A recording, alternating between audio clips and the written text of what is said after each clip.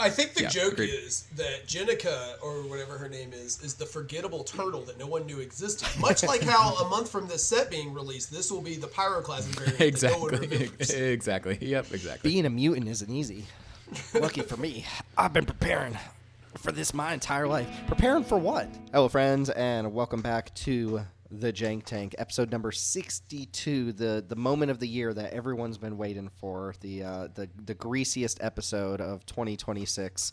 We're talking Teenage Mutant Ninja Turtles for Peasant Cube today.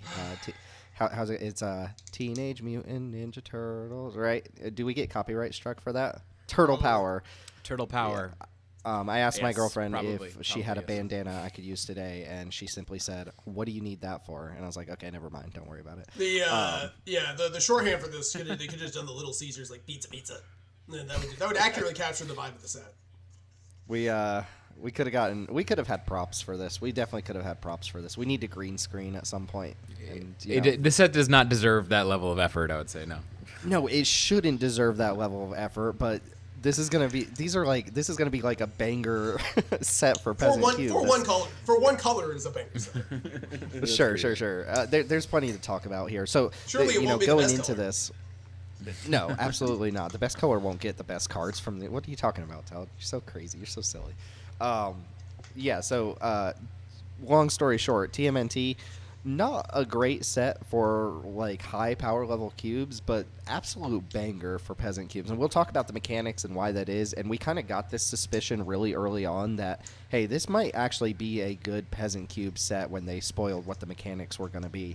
And turns out, yeah, they delivered on a lot of stuff, and there's a lot of interesting things going on here. So there's gonna be some turtles showing up in these cubes, whether we like it or not. It's almost upsetting how good some of the cards are. They got us real good. But before we start talking about cards, mechanics, all that good stuff, a couple changes that we're gonna make to the Peasant Cube review here. Just want to remind everyone that you can find our Discord linked down below wherever you're watching this. On Libsyn, on YouTube, wherever, and you can come join the Jank Diver Gaming community and let us know what you like from the Peasant Cube, what you're going to be playing for your cubes, and what we missed out on. And you can also find Denelius's Peasant All-Star Cube, the Cube Cobra link there, and you can come talk to Denelius in our community as well and get his opinion. And as always, Denelius's cube differs from our cube in a couple different manners, but for the most parts, we are very aligned in like where Peasant Cube is at these days, and what cards really stick out because of that. That's it for introductory stuff. If you're following along on the document, which is also linked in the description here, you'll see the Scryfall search that we're using to pull all the cards from this set, and you'll see all the cards as well. And you'll probably have noticed by now that we've got the tier list up here on this video. So we're going to make a couple small changes to the Peasant Cube review here. Nothing big, but instead of throwing up the card images on Architect like we were doing for the last review or two, we're going to actually put these in the tier list the same way we've been doing the tier list videos. If you're not watching those, you should go check them out. We just finished the 2 drops on Arena for each monocolored section. And we're going to actually rank these into tiers as we talk about them, which is going to be a little interesting because we don't always have super aligned opinions on all the cards in a new set. For these tier lists, we're usually off by like a letter grade, but here there might be like some pretty big differences between some of our gradations, but we'll talk about that. The second thing is that if we're doing the tier list, we don't really need to use the limited resources style grade and scale anymore. So we're also going to adapt that and change it to Glimmerlight. Nice. Who put Glimmerlight in S tier? Really impossible I to see tell. you. Could have been any of us. Yeah, okay. Very nice. So we're going to change the way we're using the letter grades here and shift them towards the tiers instead. So just to go over those tiers, are they visible on screen here? I've got a really tiny version. Yes. Okay. Yep, there. Yep. Awesome. So we're going to go S through D, essentially, the same way we've been doing in our other tier list videos, with kind of the grades telling you how cubable the cards are. Not necessarily a power level gradation, but a cubability gradation. Starting with S tier as the most powerful, cards that we would expect everybody who has a Peasant Cube to put these cards into their cube immediately. Stuff that we would recommend for every cube, but if you didn't have it in a cube, we would suspect there's a reason for that. And then from B down to D, we've got just role players, your super dead average cards, into the niche role players that need help and fit in your cube really only if you have certain stuff going on, all the way down to your Ds, which we would recommend you really don't put into a cube. And there's always a chance that for a set review, a D ends up actually playing out better than we think it will and ends up going up in a grade later down the line. There's also like a secret F tier, which is all the cards that we aren't talking about for the review but don't need to rank. So I think this is more valuable probably to the average viewer, just because I assume the reason you're watching this is, partly for entertainment, but also to kind of get an idea of like what we think you should be adding to cubes, like what are the good cards for you to add to your cube. And so this makes it easier just to kind of take a look at it and be like, okay, because like the limited resource grading system is valuable in a sense, but also it's very contextual. We were talking about it before about how cards are going to play out differently depending on the kind of factors you play in your environment, the sort of power maxing you're doing and all that. Whereas this should be more about just like, is this card going to like it may improve the quality of your games in cube? Yeah, and if you're somebody who looks at my cube, I still put grades on all my cards, like limited resources style grades. So if that's still something you're looking for, you can go to my cube, look at the tags on the cards in my cube, and I will provide grades for cards, at least in my cube. That's one of the reasons why we wanted to shift away from the limited resources grading, is that those grades can often be really environment specific, where we feel like these grades are a little bit more generalized. Yeah. So, as usual, anytime we make a change, especially to our reviews, let us know in the comments on YouTube or whatever what you think about the changes, whether we should continue doing that in the future or not. One more thing we're going to add to these Peasant reviews is I do think we should discuss the mechanics. Normally, the way we were doing it is we have two reviews, one for our mainline cube and one for Peasant cube, and we discuss the mechanics in the mainline cube, but just briefly touch on them in the Peasant cube. And I think we should start doing it for both, just because there's different audiences there, and a lot of the mechanics apply more to Peasant cube than they do to a higher power level, and vice versa. So we will go over new and returning mechanics here. I skipped over a really essential part of a Universes Beyond review, and that's asking you guys what your familiarity is with the product. TMNT, is that like a part of y'all's childhood or maybe current middle-aged life? I'm aware of TMNT existing and have had exactly zero/negative interest in it. It always looked like the dumbest meme show ever to me. I think I was maybe a little too young for it. It definitely is, like, my understanding is it's like a Gen X thing. Like, I just kind of missed out on that, and it's big cringe for me. Like, I even looking at these cards, like, I can't help but feel secondhand cringe reading some of these cards and being upset with how good they are.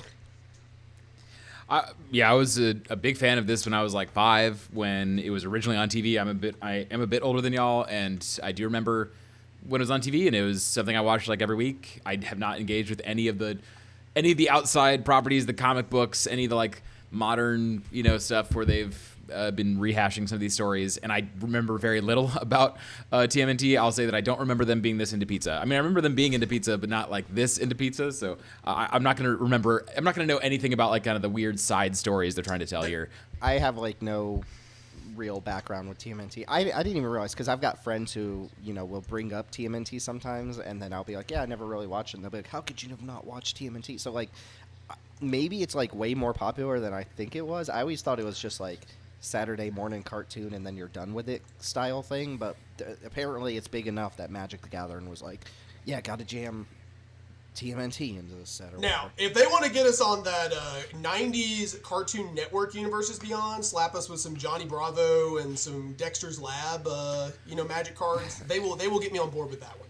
It's got to be Power Rangers coming next, right? Like if they're doing TMNT, that's got to Power Rangers Probably, make sense. yeah. Oh my God, what is it going to be? 14 the Red Rangers, like. Yep.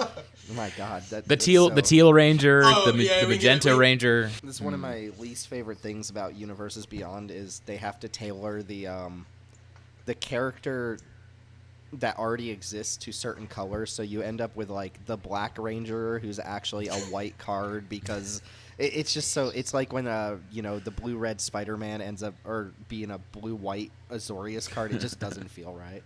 Yeah. Anyway, I'm going to try to bring some more positivity to this. I know we've gotten comments in the past where people are like, "You are too negative about Universes Beyond," and that's because it sucks. But well, no, it only sucks when it sucks. I have been on record saying that I am a big fan of TLA. I would be willing to watch The Last Airbender. Based off of my experience with Magic. And so that's a win for Universes Beyond. But this is not it. That being said, for the review, I am going to try to only talk about the cards themselves and not the stupid art on them. Yeah, whatever. I lost my train of thought there, but sorry, I was going to let you finish in a minute. Yeah, to me, as long as the cards are playable and good, I will get over whatever gripes I have about it, and I'll play Pizza Art. And we're going to have to play Pizza Art, unfortunately. Okay, mechanics. So some of these we can blow through because they're not super relevant, and we should take a little bit more time on the ones that actually matter for Cube. The first return to mechanic, class enchantments, they're only on a cycle of rares, so they don't apply to this review. But super cool to see them back, even though some of the names are like cool but rude and party dude and stuff like that. It's just like, come on, stop it. Alliance is back from Streets of New Capenna. That is the basically creature fall. You get a ability, you get some sort of trigger when another creature enters under your control. Cool to see that back, and makes total sense for this IP. Really strong it's not super flashy or complicated. Yeah, very strong. You'll see some Alliance cards that are gated, like you can trigger it up to once each turn for each ability, or some that are just like ungated, and it's like as many creatures as you can play, you'll get those Alliance triggers. And then food, worth noting that food is a big part of this set. Technically, the black-green archetype of the set was billed as black-green disappear, but I think it's better described as black-green food, with disappear being like a new mechanic that plays into it. That is an end-step trigger. I don't know, do we have any disappear cards on here? Oh, pizza face. Yeah, disappear is an end-step trigger that gives you some sort of bonus if a permanent left your side of the battlefield this turn, which sounds a lot like Revolt and Morbid and Void from Edge of Eternities. The only kind of like distinguishing features is that it's always an end step trigger. It can never be like an attack trigger or anything, and it counts any permanent leaving your side of the battlefield. So fetch lands will work, but killing your opponent's creatures will not work. This is where like they've retread this territory so much that I'm actually kind of annoyed how many different mechanics are all like this same thing, but all have different tweaks to them. If we hadn't just gotten Void like, I don't know, 3 sets ago, I wouldn't be as annoyed. But disappear is not a big part of the set, and not a big part of this review. And then sneak. So the two big mechanics here that kind of led us on early to think this was going to be a good peasant set. The first one is sneak, which is a new variation of ninjutsu. A card with sneak has an alternate cost that lets you cast it from your hand if you have an unblocked attacking creature. You return that creature to your hand, you pay the sneak cost, and you cast the sneak spell. A couple ways this is different from ninjutsu is, first off, it actually casts the spell, so it uses the stack. It can be countered, it can be copied, whatever. The second thing is that sneak can go on non-creatures as well, so you'll see instants and sorceries. One of the best cards in this review is going to be an instant with sneak on it. It doesn't matter if it's a creature, an instant, or a sorcery. Sneak does break time and restrictions, but it is kind of cool that they found a way to basically use ninjutsu on non-creature spells. So, early thoughts on sneak? One thing I do like about sneak is it doesn't punish you for not being incredibly entrenched in Magic's timing system. And what I mean by that is, if you've played Neo Kamigawa especially, ninjutsu is in that set. And a big reason why Blue-Black Ninjas was like it was a high skill cap deck, and part of it is because you have to be aware of that with ninjutsu, you can, after damage, return ninjas you can like do ninjutsu abilities, and so you can like bounce ninjas in step of combat and get extra ninjutsu triggers. There's a lot of like fiddly stuff you can do with it. This just requires you to do it in the declare blocker step, so it's a lot cleaner, and they can put it on cards that are creatures. So I do like all of that. I like that, we're I think there's only like 1 or 2 counter spells in the set, but I also like that you don't bypass counter spells entirely with this. I think this is actually a good upgrade on ninjutsu, I think, despite having some conflict with cards that specifically require a ninjutsu ability. On other cards, it's going to be a little weird there, but I think from a like just actual play patterns thing, this is a pretty big improvement over ninjutsu. Yeah, I think I agree that, from a new player perspective, especially, it definitely is an improvement. It's cleaner. I do think it will be less fun to play with, and I think it'll be a little bit less strong. Like, not to say that it won't be fun to play with sorceries that have sneak. I'm just saying I really liked a lot of the fiddly stuff that you can do with ninjutsu, and it's one of the things in my mind that makes some of those cards, really playable. That you just don't have those play patterns at all with these cards. So it is a bit of a nerf from my perspective if you are a pretty experienced, competent key player. Sure. Worth noting that there are going to be a lot of sneak cards on this review. They're some of the more exciting, interesting cards in the set, and I think I personally have graded them almost across the board slightly higher than the others. So I'm valuing sneak really highly, but we'll talk about it on individual cards. It's worth noting, sneak is not free. You don't always just have an unblocked creature, so you don't always have a good attack, and your opponent doesn't always let your attackers through. So it's possible I'm overrating sneak. Like with most of these mechanics, I would just say play the good cards and don't play the bad cards. Like, the good cards are going to be good, and sometimes you'll sneak them, and they'll be awesome. Yeah. If they're good without sneak, or good enough without sneak, and then they're incredible with sneak, they're probably worth consideration. The other main mechanic here, pretty simple, is mutagen tokens. These are a new artifact token. Don't know when we'll ever see a mutagen in Magic again, but it's possible. These are basically a +1/+1 counter. So you pay 1 mana, you tap the mutagen, you sacrifice it, and you put a +1/+1 counter on target creature. I wish we'd gotten more of this in green and red. We got a few green cards that make mutagens. I wish this had been a bigger part of what the set was doing, because this, to me, was the most exciting. Like, the token mechanic, especially one that can work with more aggro strategies, like more board assertive strategies, was something I was super excited about, and they were pretty restrained on what they put it on. I do feel like food ate into a lot of the space where mutagens could have shown up, but that's fine. There's a lot of artifact token creation. Kind of the major themes of this set, there's 3 major themes. It's ninjas, it's +1/+1 counters, and it's artifacts. And those are kind of everything in the set is kind of built around those 3 major themes. And you can see how mutagens play into multiples of those themes. So it all kind of comes together. I think the limited set actually looks pretty sweet because of that. The mechanics seem to all interplay with each other in meaningful ways. But this isn't a limited review; it's a cube review. So. Any thoughts on mechanics, grading, anything else before we actually start jumping into some cards here? And this is one of those sets where, across the board, I think the mechanics were really good. I mean, I like all the mechanics that are used here. I mean, I have the same gripes that you did about disappear, and I've got some complaints about little incidental things. But I think, broadly speaking, the mechanics here were a good selection of mechanics to be good. Shoot, I forgot about pizza basics. Yeah, there are pizza basic lands in this set that tap for pizza mana. So if you have a pizza cost in the cost of your cards, you can tap a pizza land to produce the mana for that. It's kind of like snow, but it's just pizza. Almost missed. There is also a snow pizza land also, though, that can provide snow or pizza mana. Yeah, frozen pizza. Yeah, you gotta go to the store.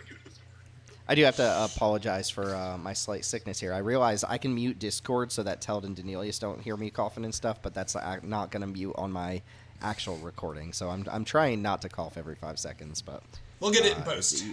You might hear a little bit. I'm sorry, folks. Okay, with that said, why don't we jump in, go in Wooburg order? Do you guys think we need to rotate what color we start with, limited resources? No, white's the best color. White's the best color. Just start with it. I was about to say something that I probably shouldn't have said. So white's the best color. Yeah, in Magic. In Peasant, yes. In Peasant, I'd say at the moment, white is the best color. Yeah. Yeah, you're about to riff off turtle power there, weren't you? Yeah, exactly. Yeah. Okay, let's get into this. Starting off with, just FYI, I had to put together best commons and uncommons for limited from TMNT for my job. And when I got to the uncommons, I'm like, they are all good. There's 8 of them, and they're 1 or 2 of them are situational. But they're all so good. Did you see they did City Pigeon again, for the 3rd time? No. It's an O2 this time. It's way worse. Way worse. Yeah. I know, it's different, but it's just okay, we're going back to the well really quickly on that one. Anyway, let's kick this off starting with Leonardo, Leader in Blue. This is white for a 2/1 legendary mutant ninja turtle. Roll credits. When it I guess I'll just read top to bottom. I was going to try to do it in the most logical way. So, Savannah Lions, 1 mana 2/1. It has sneak for 3 white. When Leonardo enters, If his sneak cost was paid, creatures you control get +2/+0 until end of turn, and also an activated ability here, 1 in a white, Leonardo gains first strike until end of turn. So Savannah Lions that can gain first strike for some mana.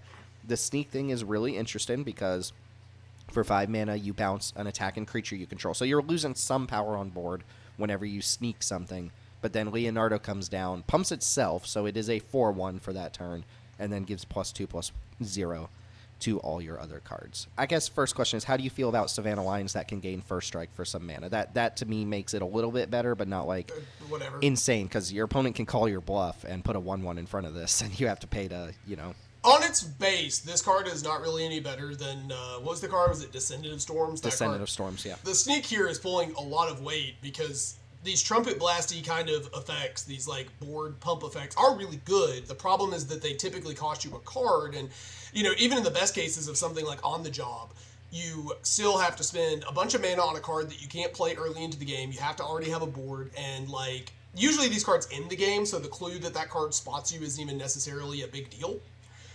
But this is on a card that, like, admittedly, I don't care about a Savannah Lion. Like, I really don't. But when my Savannah Lion, I can potentially top deck it on turn 5 and turn everything sideways and just punk you for a bunch of damage. Like, that's pretty good. Condemnation by Faint Praise or whatever. This is like the best Savannah Lion I've ever seen. But like, there's a ceiling to how exciting I'm gonna get about a Savannah Lion. I don't know that I would go as far as to say it's the most exciting I've ever seen. I agree with everything you said. I think it's the sneak cost here is valuable in my assertive decks for sure. There is no non-assertive ability here though, is kind of one concern I have for it. Compare this to like the Merfolk from the last set, where it's like, okay, in your opener it's a aggressive 1-drop, and then later on in the game you can use it if you're in more of a mid-range battle. It still has a use. This has no use in a mid-range battle. It's just an aggro card. So from that perspective, I think it's fine to just say, no, I want my Savannah Lions to go even harder in aggro circumstances. I'm not really looking for them to be cards that I still look to when the game gets grindier, but that to me does put a ceiling on the card. But yeah, in terms of just pure aggro, non-flying Savannah Lions, this might be the best or one of the best of the bunch that we have now. I like this template. We talk about how expensive cards need buyouts. It's almost like the reverse for 1-mana aggressive creatures these days, where they need something that scales them into the late game as well. And this kind of does, though not really, because if you play it out before you sneak it, it's just kind of a bad creature. So the package is never you're getting both things here. Yes, but you see, you forgot to consider that your deck has 15 core Skyfishers in it, and you just picked up the Leonardo in order for it to sneak it in. Yeah. Which is a thing you can do. For a lot of these white sneak cards, the card that I'm thinking about a lot with them is the what's the 3-mana 0/4 that attacks and makes 3/1/1 attacking creatures? Velkovan Pack Beast. Yeah. So a lot of these, the white sneak cards specifically work really nicely with Back Beast. Like you pick up one of the 1/1s that was going to die anyways. You put this into play, and now your whole team's getting huge. So yeah, there's definitely some interesting combos with this. How do we feel about? To me, this is just like a pretty clear B. It's a card Aggressive that I think a lot of cubes can run, but I'm not going to recommend it for every cube. Yeah, I'm not going to... I think Savannah Lion has a cap at B unless it has some sort of incredible amounts of value generation stapled to it, and that would probably be a broken card anyways. But yeah, Savannah Lions just aren't what they used to be. Nope. And for the people who are following along on the document at home, you'll see our grades in there. My grade, I think Danielius' grade as well, are reflective of the old limited resources scale. Yeah, when we I wouldn't graded update all of mine, so mine are based on the tier list. Okay. I'm not going to do that this time. Go by the tier list instead of what's written. Although you can kind of see where I had it ranked before we decided to use the tier list. In general, you can probably just assume my limited resource grade is like half a letter up or down from, or like up from Danielius. That's a good, yeah. Be a little more optimistic. A good rule of thumb, yeah. All right, so next up we got, I tried to put these in mana value order, but we'll see. Lita, Little Orphan Annie, is 1 in a white for a 2/1. Legendary Mutant Ninja Turtle. It's Little Orphan Amphibian, by the way. It's not actually Little Orphan Annie. 2 mana, 2/1. This one has an alliance ability. When another creature you control enters, choose one that hasn't been chosen this turn. You can put a +1/+1 counter on Lita. You can create a food token, or you can scry 1. So a lot of modality on an alliance trigger, and worth noting, alliance is not free, but like alliance will happen a lot. Alliance is it's basically free. let's be real. If you are at a point where you're like not playing cards to the board, you're not winning many of those games anyways. I think this card's really good though. I know I regularly berate cards for not having ETBs and dying to X1 hate, but this only does it on the turn. They only get to get you on turn 2. If you play this out on curve, they have one opportunity, to mom spaghetti you and shove it off a cliff. But after that, the next creature you play, you just put a counter on this thing and it gets out of. I don't know what that means. No one knows what it means, but it's provocative. It gets the people going. You can start making game objects after you've pumped up your creature. It's probably pretty common that you're gonna on the next turn be able to make 2 dudes. Obviously hop to it or something like that. Just triggers this a bunch of times. I'm not gonna pretend this is like some sort of world beater, but seems to me like a really, really solid value oriented 2. And I'm not gonna ever rate anything that can make a bunch of game objects too low. Like this can make a food every single turn. It's good. Yeah, I think there's a chance that this gets to A. The only reason, it's a 2-drop engine card. Like that to me is the real sirens going off thing for this card. Like there's not a lot of 2-mana cards in Peasant that are engine cards. This is like Peasant Gala Greeters is what I've heard it referred to as, and that makes sense to me.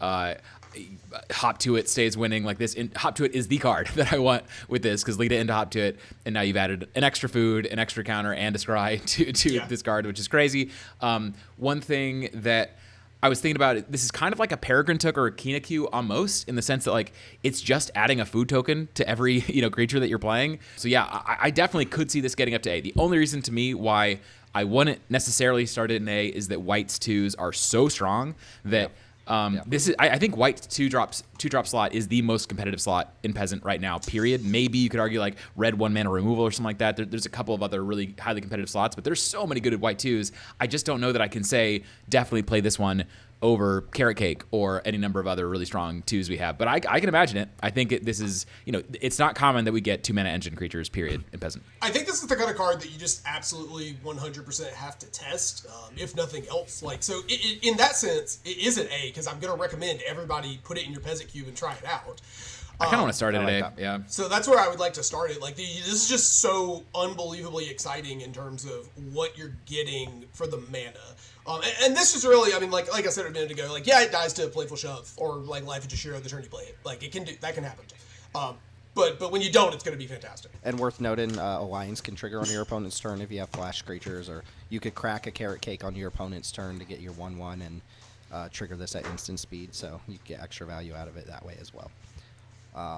Okay, moving along, we got a 3-drop where we're working up the chain of decent white cards. So, Leonardo, Big Brother. There's like a Leonardo at common, uncommon. There's a vertical cycle across all rarities for each of the main Ninja Turtles. So this is the common Leonardo, Big Brother.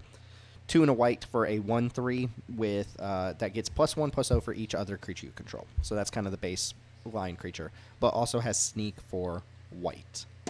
So Delcova and Pac B stays winning. you can definitely imagine this is a very easy card to go for the sealing on, where it's like, I'm gonna pay 1 mana, bounce my Thraben Inspector, and sneak in an 8/3, and you're gonna die. And it's just like that can happen, and I bet that happens some amount of the time. I don't want to discount that, but what's the average case for this card? Sneak for 1 mana is exciting to me. Sneak for 1 mana is exciting. This is a kind of card that I basically never want to hardcast and always want to sneak in, I think. Like, not even that the playing it face up is even necessarily bad. This is probably like a 3/3 or better, which is like not good, but it's bad. acceptable. That's bad. It's like, if it has a ceiling much higher than that, that's cool. But the sneak here is so good. Like, it's so good, and there's so many evasive white creatures. Yeah, so maybe we should talk about this more when we were talking about the mechanic, but I do think that people in general overrate ninjutsu as an ability. I think that you do not get ninjutsu for free. You really don't. Not only do you not always have an unblocked attacking a creature, but you don't always want to have to pick that creature up. Like, yes, sometimes those creatures have awesome ETBs or leave the battlefield triggers, or they're a Skyfisher or Nurturing Pixie itself, and then you'll be happy to pick it up. But that's just not always the case, and it's not always free.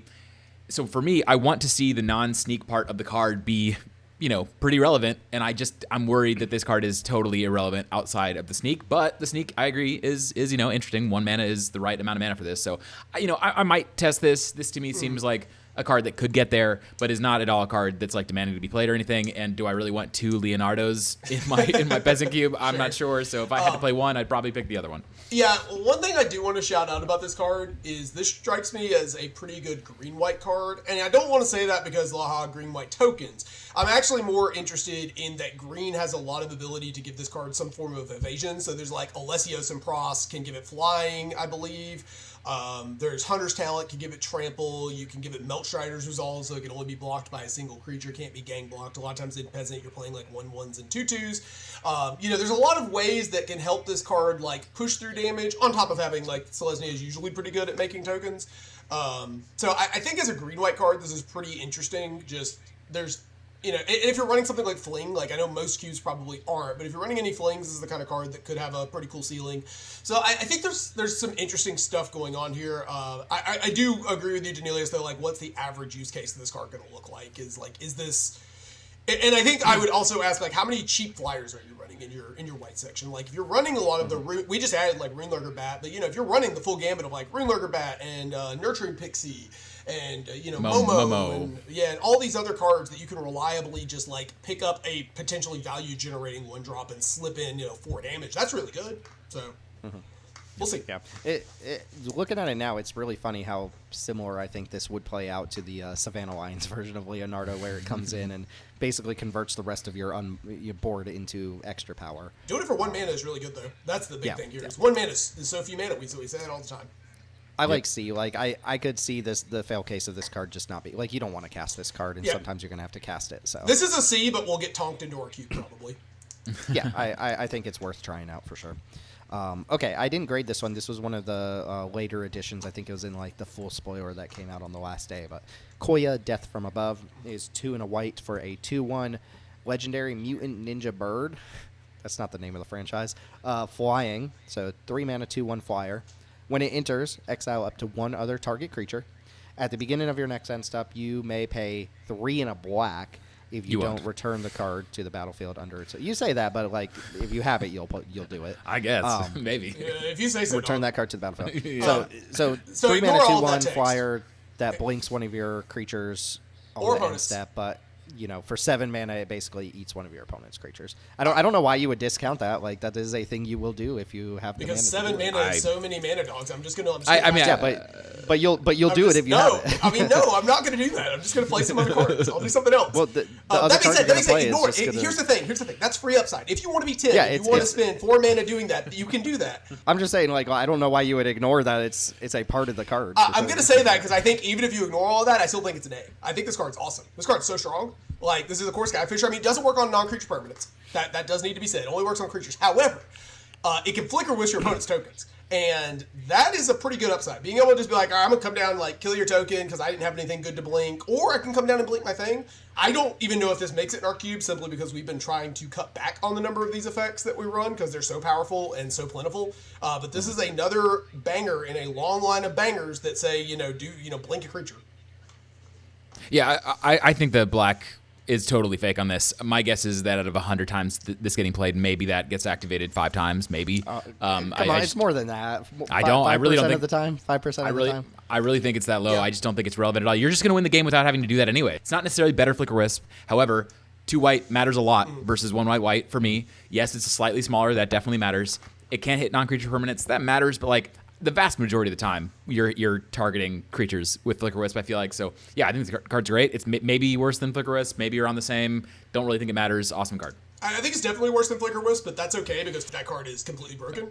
So this card being just a really good card is totally fine. Pretty sure Flicker Wisp is better. Flicker Wisp just touches any permanent. This only hits creatures. I think that's enough. It is double white, but extra point of power. That I don't know. Maybe you could make an argument that Flicker Wisp is also an A-tier card or whatever. But just to say my piece about the trigger there, the black ability. Like I'm gonna evaluate this card as if that doesn't exist, and it's good without that ability. But I think 5%er is like just way too low on. And if I ever see you guys play this card and you have the mana, I don't want to see you, but I do not want to see y'all pay for that. No, I'm gonna cast a Black Mage's Rod and a 2-mana removal spell instead, and we'll call it a day. Okay, sure. Instead of you're gonna use your mana to cast a removal spell instead of because I'm gonna blink. I'm gonna blink my Chupacabra Echo instead, and not have to spend any mana getting my opponent's creature off the board. That being said, I will say also, if you're on the like animated lands game plan, this is a way to reset those to get those like Case of the Filch Falcons off of creatures, because normally these cards say non-land permanent, and you can't do that. Yeah, this can target an animated creature. Good. There is a uncommon cycle of cards with off-color like triggered abilities or activated abilities, but they're mono-colored cards for our purposes. So next up, we've got a 4-drop that the community is really excited about. This one, I've heard a lot of praise about this one. So Zoo Palace here, Mighty Mutanimals, love it. 2 white for a 2/1. That's the card. 4 mana 2/1. How are we feeling about that? S plus? Easy S. When When it enters, create a 2/2 red mutant creature token, and it has Alliance. Whenever another creature you control enters, put a +1/+1 counter on target creature you control. And part of the joke there being, this will be on board when that token comes into play, which will trigger Alliance. So at the worst, if this doesn't die in response to a removal spell or something, you're getting 5 power, 4 toughness total across 2 bodies. You can put the +1/+1 counter anywhere. It's not gated to once per turn, so if you do, hop to it or whatever, you get 3 Alliance triggers. No, there's a huge paragraphs of text underneath this card when we were kind of grading it. Everyone I know is excited about the card as far as like Peasant discussion, except I think Danelius, you might have had some reservations against it. Yeah, I mean, I think that the card obviously is good. I guess what I'm pushing back on is purely against the notion that this is S tier, cube card, whatever. I just don't care about 4-drops mostly. And yes, this is a really good 4-drop. So I'd be fine giving it like an A, recommending it for most cubes. I think that's fine. I don't really care about 4s. That's my main thing these days. Like when I'm in the draft, I barely even see 4-drops. It's like, I'll play a few of them. The really good ones, I do want to get the really good ones in my deck. Maybe this gets to that level where it's like just so clearly better than all the other 4-drop options that I'll play this. But to be clear, a lot of the 4-drops that I'm most excited about these days are make 3 bodies, not just 2. This gives you 2 bodies plus some upside. Yes, and that upside matters. But I think about Sinette or Whirler Rogue or Master Thopterus, like these Maverick Thopterus. These cards make 3 permanents, not just the 2. I do think that really matters. So the card is solid, and I think I can recommend it for most cubes, if not all cubes. I just don't think it's like the be all end all or anything. And it is also a combo card, and that matters too. It'd be really awesome is if all of those cards that produce 3 bodies were to suddenly just put in extra stats on top of all that. I do think certain parts of the community are a little too high on this card. I actually have to agree with Danelius a little bit. Like, people talking about this card being insta-ban in a fair capacity and just being like, you should pass on this because it's so obviously broken. I don't know if I'm there, but this card is really strong. The amount better that this is over the normal template of this card is leaps and bounds, because there's so much flexibility in how you can lay out the counter even on the turn you play it to like determine, do you want to leave it vulnerable to playful shove? Do you want a 3/3 so if your opponent answers it, you get a big creature? Like, do you want to do 1 point of extra damage immediately with haste? Like, there's so much flexibility here, and you can't. The thing about this is, like, if you play this on curve, I know 4-drops have a bad rap at this point, but like, you can't let your opponent untap with this, right? If you let your opponent untap with this, do you think you're winning that game, like, legitimately, unless you've got him at like 5 life? Like, once you untap with this, you're just gonna put like an extra, let's say average of like 2 points of power into play every single turn. But like, how many turns can you let your opponent put an extra 2 points of free power into play before you just get buried? I mean, sure. I feel like if we're talking about what happens after we play our 4-drop. This is my concern with the card. Is yes, you play the card and then your future turns get really exciting. It's like that is not how I want to evaluate 4-drops. Generally speaking, sure. We're going to talk about another 4-drop coming up in this set review where it's like, if you get to evaluate the card in that context, oh my god, it's incredible. So yes, now this one has an ETB, definitely matters. I'm just saying that the ETB is not as strong as some other of the best in class 4-drops we have, like a Whirler Rogue or whatever else. So I think the card is good. I'm not saying the card is not good. I just don't think it's like even an S tier 4-drop at this point in cube. I think it's like a very solid 4-drop that I think think you can definitely play in most cubes. I'm starting high on this card. I think I'm starting on that this card is really, really powerful.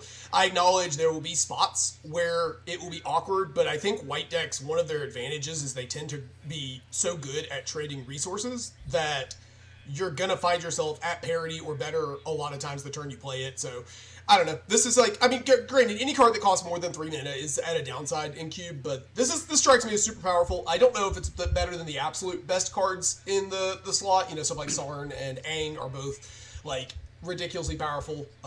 So I don't know how much better it is than cards like that, but compared to every other version of this specific kind of card we've seen that are pretty common cards, this is miles and miles and miles and miles better. So just real quick, my piece on this. The 4-drop I was playing in my deck last night that kind of was templated like this was Writhing Chrysalis. I think Chrysalis is definitely better than this. So it's like, I think that the competition for this lot is actually quite strong. Yes, it's true that maybe you could argue that this is definitely better than Teeming Dragonstorm or whatever if you're on those cards. I agree that those cards are kind of whatever. They come in, they come out. Maybe this now comes in and some plants, all those, and this is just the best version of the make 2 permanents thing that we have in white. I just don't think that makes it an S tier card. That's all I'm saying. Sure. I think A is fine for this. Yeah. I suspect it will play out very well. I am not quite on board with you must streamline your cubes so much that 4-drops are irrelevant. I just think that like you don't have to do that, and there's probably plenty of people out there who aren't doing that. So if you are in the market for 4-drops in white, this is a very good 4-drop in white. I do not believe it's better than, like Aang or Sarn is, Spider UK is not like kind of a fake 4-drop anyway. So I think this. We also didn't talk about how this is a combo card. This combos are like 5 or 6 cards that people do play with. So be careful. Like make sure that if you want that, if you're doing that. Yeah, as a combo card, this is really cool though because it does bridge the gap between like the rosy cotton space and the persist space, which is pretty nice. Mm-hmm. I definitely recommend people trying this card and playing this card, and it sounds like this is like one of the cards people are most excited about anyway. So, all right, let's talk about the actual best card in the set. This is probably the best card in the set. I assume, could be wrong. The Last Ronin's Technique. This is 3 and a white for an instant at uncommon. It has sneak for 1 and a white. Very generous sneak cost, and the effect is it creates 3 1/1 white ninja turtle spirit creature tokens. If this spell's sneak cost was paid, they enter tapped and attacking. This is kind of a little bit of a mind blower, but it does go back to that conversation of like how often are you going to be able to sneak it, and if obviously if you can sneak this card, it should be good. It's 2 mana for 3 1/1 attack and 1/1s. Though keep in mind that means you picked up something that was already attacking and went unblocked, so you're not adding 3 damage to your attack. You're presumably like bringing back a 1/1 to your hand and then putting 3 1/1s on board. But obviously, one of the reasons I'm really high on sneak, or higher than maybe I should be, or high off the out of the gates, is that in Peasant Cube, I imagine sneak is not only giving you the discount on this card, but in many situations, buying back a valuable creature that you want to replay. That won't be every case. Sometimes you have to sneak a token, which is not great, but you got to imagine the scenarios that will happen that is not like inconceivable to happen where you Thraben Inspector into Last Ronin's Technique, which is you could do that on turn 2 on the play pretty often. Like, the best start that you can imagine, and that's not even Magic Christmas Land. That is just a thing that can happen, but it won't happen every time. So that's where I'm at with sneak, is like, how often is that going to happen?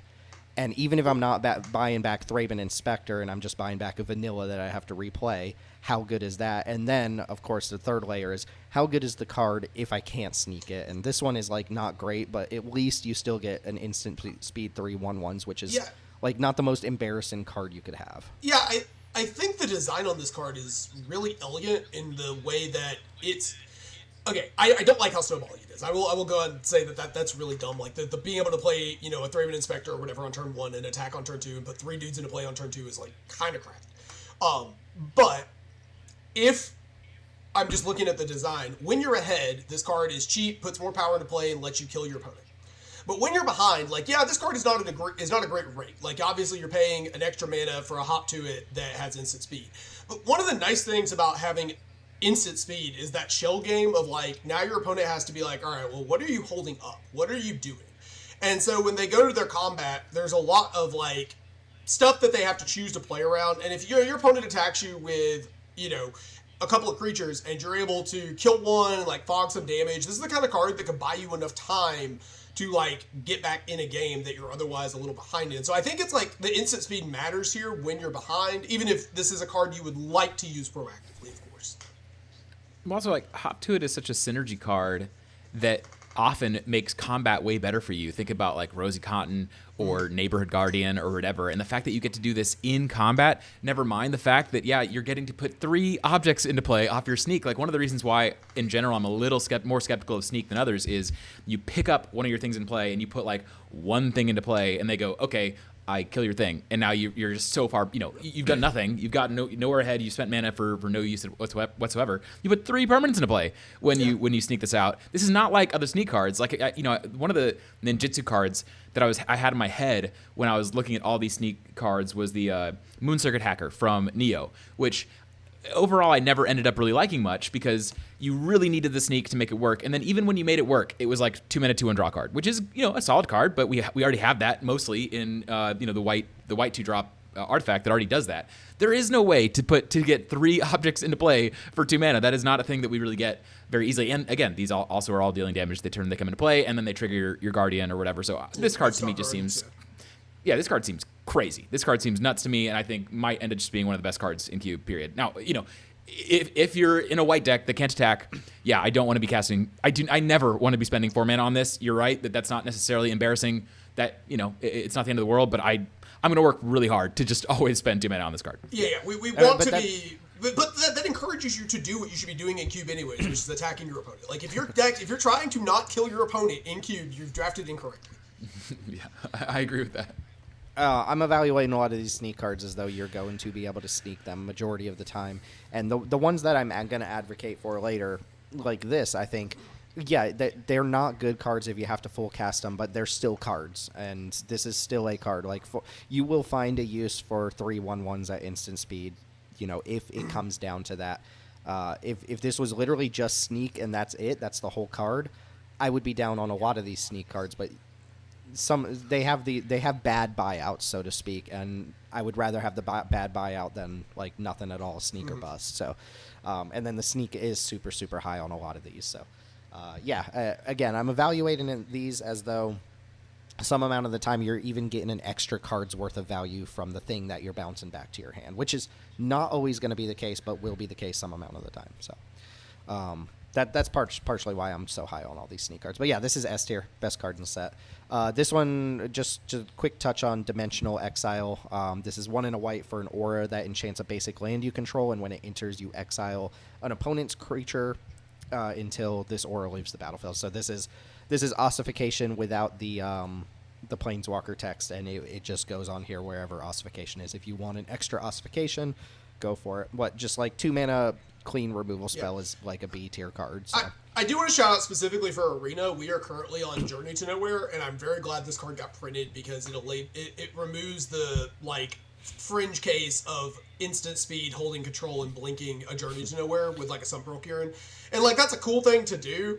And if you're not doing like Essence Reliquary, you can't really abuse it. It's like a one-time thing. But I am glad when that sort of like super, super niche, weird, old school interaction can get removed.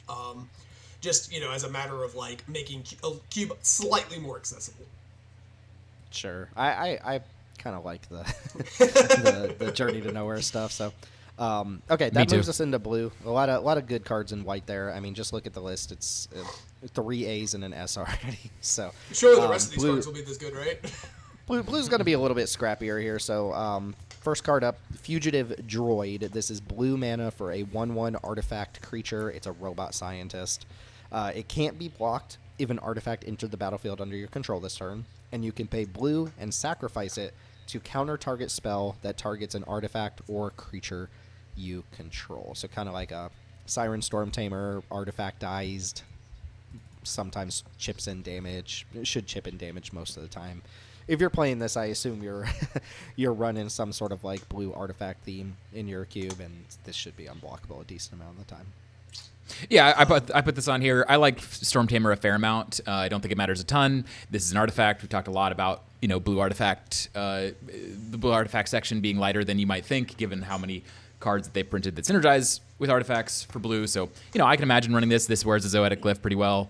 I think it's just a niche role player, basically. If you're looking to boost the number of artifacts in your blue section, if you want cards to trigger your sneak a little bit, maybe, I think it's a fine card to run, but nothing special. Yeah, this gets turned into a 3/1 with haste, which is really cool. It also produces 1 mana for our River Spirit, which is also really cool. It has nothing to do with the card's text itself. This could be a 1 mana artifact that did literally nothing, and it would and that would be about the same card. Sure. Yep. It's Lotus Petal that can deal like 3 damage in the game. It's fine. Sure. Excuse me. Teld, do you want to just very briefly touch on the land cycler here? Yeah, and I just want to shout this out because the whole cycle of land cyclers in this set got pushed down to 5 mana, which is really cool because of how fast limited is getting. And I just really liked this design as something that's kind of elegant, where like typically land cyclers are smoothing out your early game mana situation and then late game giving you stuff to do to like kill your opponent and make sure you can play the game.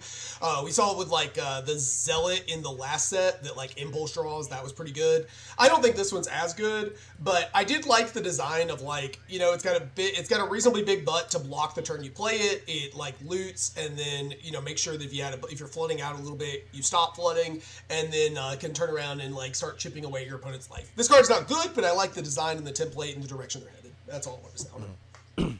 And if you're wondering what the card is, it's Stockman Mad Flyentist. Oh sure, yeah, it's up on the screen. You got it. Well, we have non-video listeners too. So. All right. Well, y'all don't care about this card. It's okay. Agreed. Yeah. All right. So the next card, which matters, is Donatello's Technique, which is a 2 and a blue for a sorcery. It has Sneak for a blue, and it says draw 2 cards. So Divination with Sneak. Yeah. Very very cool card. Again, Sneak is enough of a question mark that I'm going on this will work out some more often than it won't work out, which is why I would probably grade it higher. And if you're on the fence about this is going to work out less often or not give you value the way you want it to, then I could totally see it being a little bit lower. I think it falls somewhere in the middle.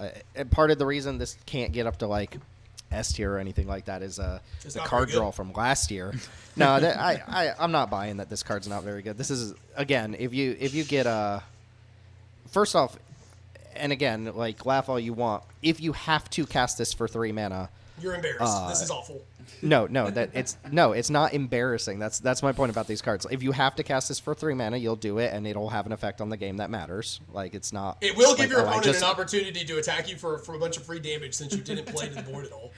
That's just under like if we ever cast stock up, we just die, folks. If we just cast stock up, we die. There's never an opportunity. I feel like when my opponent casts stock up, if I have any board presence, I win the game. But like, no, I'm sorry, it's just overreach. I knew you were going to do this. It's just overreaching to say that like if you have to. Again, I'm evaluating these as if you're going to be able to sneak them some amount of the time, and your blue section needs to be set up to do that. And if you can, this is a very powerful card. Like. Will you be able to do that every time? I don't know. Are you going to be able to do it frequently? I don't know. If you can't do it frequently, then yeah, this card is not very good. But I'm not going to dismiss the upside because sometimes it won't work. If the downside is that I still get to draw 2. And when this doesn't work most often? A, when you don't have a creature, which all the sneak cards suck if you don't have a creature. But B, when the board is stalled out, and what's fine to cast when the board is stalled out is a draw 2. Sure. It's not efficient, it's not great, but it is fine that you can do that and help yourself out of the whatever board stall you're in where players can't attack each other. My actual biggest problem with this card is that I think the deck that I'm coming up with in my head that would want this is like a Mischievous Mystic deck, right? Because we're attacking our opponent, we're making stuff, we're adding to the board with our Mischievous Mystic. The problem is that in those decks, a lot of times Mischievous Mystic is like the only creature you have in play, other than like the tokens you make off Mischievous Mystic, and so you would have to bounce your Mischievous Mystic to trigger this, and that just seems terrible. I know that's not the only case. Like you can do like Siren Storm Tamer is fine, or whatever it is. What is the one that makes a map? Whatever that one is, Siren Lookout or whatever. Spyglass Siren. Yeah. That's obviously decent, but I just feel like the floor on this card is like in the basement. It's a card that hasn't been playable in 10 years. And the ceiling is like we saved a mana on Chartercourse. I mean, dog, just play Chartercourse at that point. I don't know. Yeah, compare this with Moon Circuit Hacker, what we were talking about before, which I think is the card I'm thinking of, the 2/1 Ninja that comes into play, and if it hits them, you draw a card. So they both have, ninjutsu for 1, essentially. This draws 2 cards. That one draws a card and puts a 2/1 into play. I think that's clearly better. I would definitely rather have a 2/1 in play than an extra card in my hand, for free, to be clear. And then, yes, this is definitely a better card when you're not sneaking it. I would rather have Divination than a 2-mana 2/1 that doesn't do anything else in my hand. So I agree with you that it doesn't do nothing in your hand. I don't think that that's enough juice to say that this is that much better than Hacker, which to me is just not a very cubable card anymore. So I'm starting low on this. I see the vision. I understand what you're saying. Yeah. I also think that blue is maybe the color I least want to be picking my permanents up with, because sure. It's the color that struggles the most with keeping board presence in play. So, it wouldn't shock me to see this in somebody's cube. My guess is it's actually not going to play out particularly well. One thing I do like about it is that it says draw cards on it, as opposed to some of the other blue draw cards we've had. Yeah, they put cards in hand. So from that perspective, yes, it works better with Mystic and Messenger and your other blue-black things that care about drawing extra cards. So maybe from that perspective, I could see playing this. I just think it's a pretty low tier playable. I would start this at C, and I would too. I would say low C, but I would start it in C. Okay, I think if you guys are both going to go C, I would say high C personally, because you can't ignore what this card can do. You can't just say because it doesn't happen every time. I think this is similar to Leonardo to me. It's like they're both one mana sneak cards. Neither of these cards am I happy to play if I'm not sneaking them, and it's not like I think you're winning the game when you sneak them. It's just that they're solid cards. When you sneak Leonardo them, might actually win the game. It might do 7 damage. Maybe. I do want to point out with the Mystic and stuff that first off, if you're in a position with Mystic or Foggy Swamp, Spirit Keeper, or whatever, where you can't trigger those cards, then a Divination will at least trigger it. And then you know what's really good with this card is the tokens that those cards make. It's essentially it becomes like a Altars Reap, Village Rites at that point, right? And you get a flying token, or the Foggy guys I think are unblockable unless your opponent has a spirit or something. So those enable this very well too, and then you end up replacing those tokens.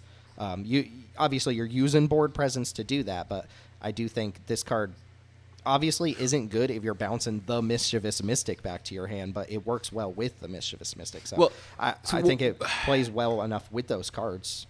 So one more thing is this card. This is the card, maybe the single card that gets hit the hardest by Sneak being different than Ninjutsu, in the sense that I really wish I could have dealt that damage first before picking my creature up. Yeah. And in general, my concern with these cards is that I think that Ninjutsu is really fun for really clever players and experienced players, and ultimately I think it's often just too clever, and you just want to put your stuff in play and kill them. And this is saying, no, actually do the opposite. Put your stuff back into your hand and draw cards. And it's just I think that's just a tough sell for me in modern Magic. I think 5 years ago this card would have been much more exciting to me, but I think this is going to encourage your players to be a little bit more clever than they probably should be. Yeah, one note here. This is the second sneak card we talk about. Or actually, this is the first sneak card that we've talked about that isn't basically a creature. Ronin's technique puts permanent bodies into play. And up till this point, everything with ninjutsu has been a creature, right? It puts a creature into play. So we only really have an idea of how ninjutsu plays to the board. And I think cards like Moon Circuit Hacker and Ninja of Deep Hours and Ingenious Infiltrator, I think they all kind of suck because they get to do the thing one time and then they sit there as a body that never gets to attack again. It's so hard to actually get those bodies in past that point. And that's why I'm really interested in instants and sorceries that have sneak, because if the thing that they do is good enough at the sneak cost, they only need to do that thing once. They're not designed to be multiple value engines that give you value over turn, which Moon Circuit Hacker needs to do something beyond that first hit to really justify itself, and it doesn't. So it's a big question mark for me. It's how good is an instant or sorcery with sneak? And a lot of that is this needs to bounce something back to my hand useful. And you're probably right that blue doesn't have that many good things to bounce back to your hand, but you can imagine a forecast and fortune teller or whatever. If a lot of my evaluation comes from, I think you can engineer situations where you are not just drawing the 2 cards from this, but drawing something valuable to replay. And sure. I don't want to ignore that can happen, whether that ends up being the use case or not something that just doesn't happen very often. I don't know yet, but I'm going to imagine these things can happen. So yeah. I'll be higher on all the sneak cards. Okay, Ooze Spill up next. 1 blue for an instant. Counter target spell, make a mutagen token. So cancel with a mutagen. Yeah, it's just worse trickery unless you care a lot about the artifact, and I care about artifacts, and I just don't. I can't imagine caring enough about it that I would rather have a mutagen than a 1/1 in play. Yeah, we care more than most, and yeah, this is still just like I think this is like borderline C to D. I could see reasons to play it, but it's really a stretch. This is probably this is the second best version of this like cancel effect. I just think that effect is not like Zarba's Trickery is actually pretty good, and we don't even play that one.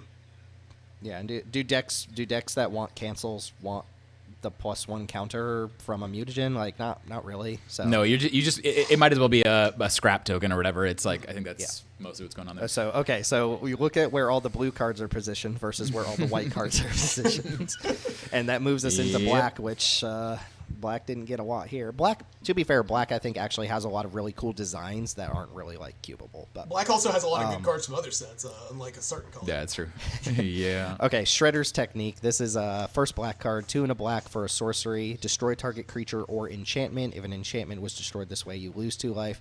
Sneak for black mana. This is just the same conversation as the divination, where again I just don't think you do not want to cast this for 3 mana, but if you have the option to sneak this sometimes, get it for 1 mana, get value off the sneak, and then on occasion, if you have to, you can fire this off for 3 mana. It's like, okay, I can do that. My problem with this card really is that, generally speaking, like, if we're using our removal to open up blocks, right, or to open up attacks, right, that's usually how we do it, or to kill a big thing, like to kill something we need to deal with. But all of that's done better by either cheaper cards that can do this before because this has to we don't get the blocker out of the way, or like we could do it on our opponent's turn with like a Bitter Triumph or something. This feels like it's reads really cool, but I think in play this is gonna kind of suck. In retail it'll be really good, just to be clear. In retail it's a 3 mana removal spell, it'll be good, but not being an instant's a big deal.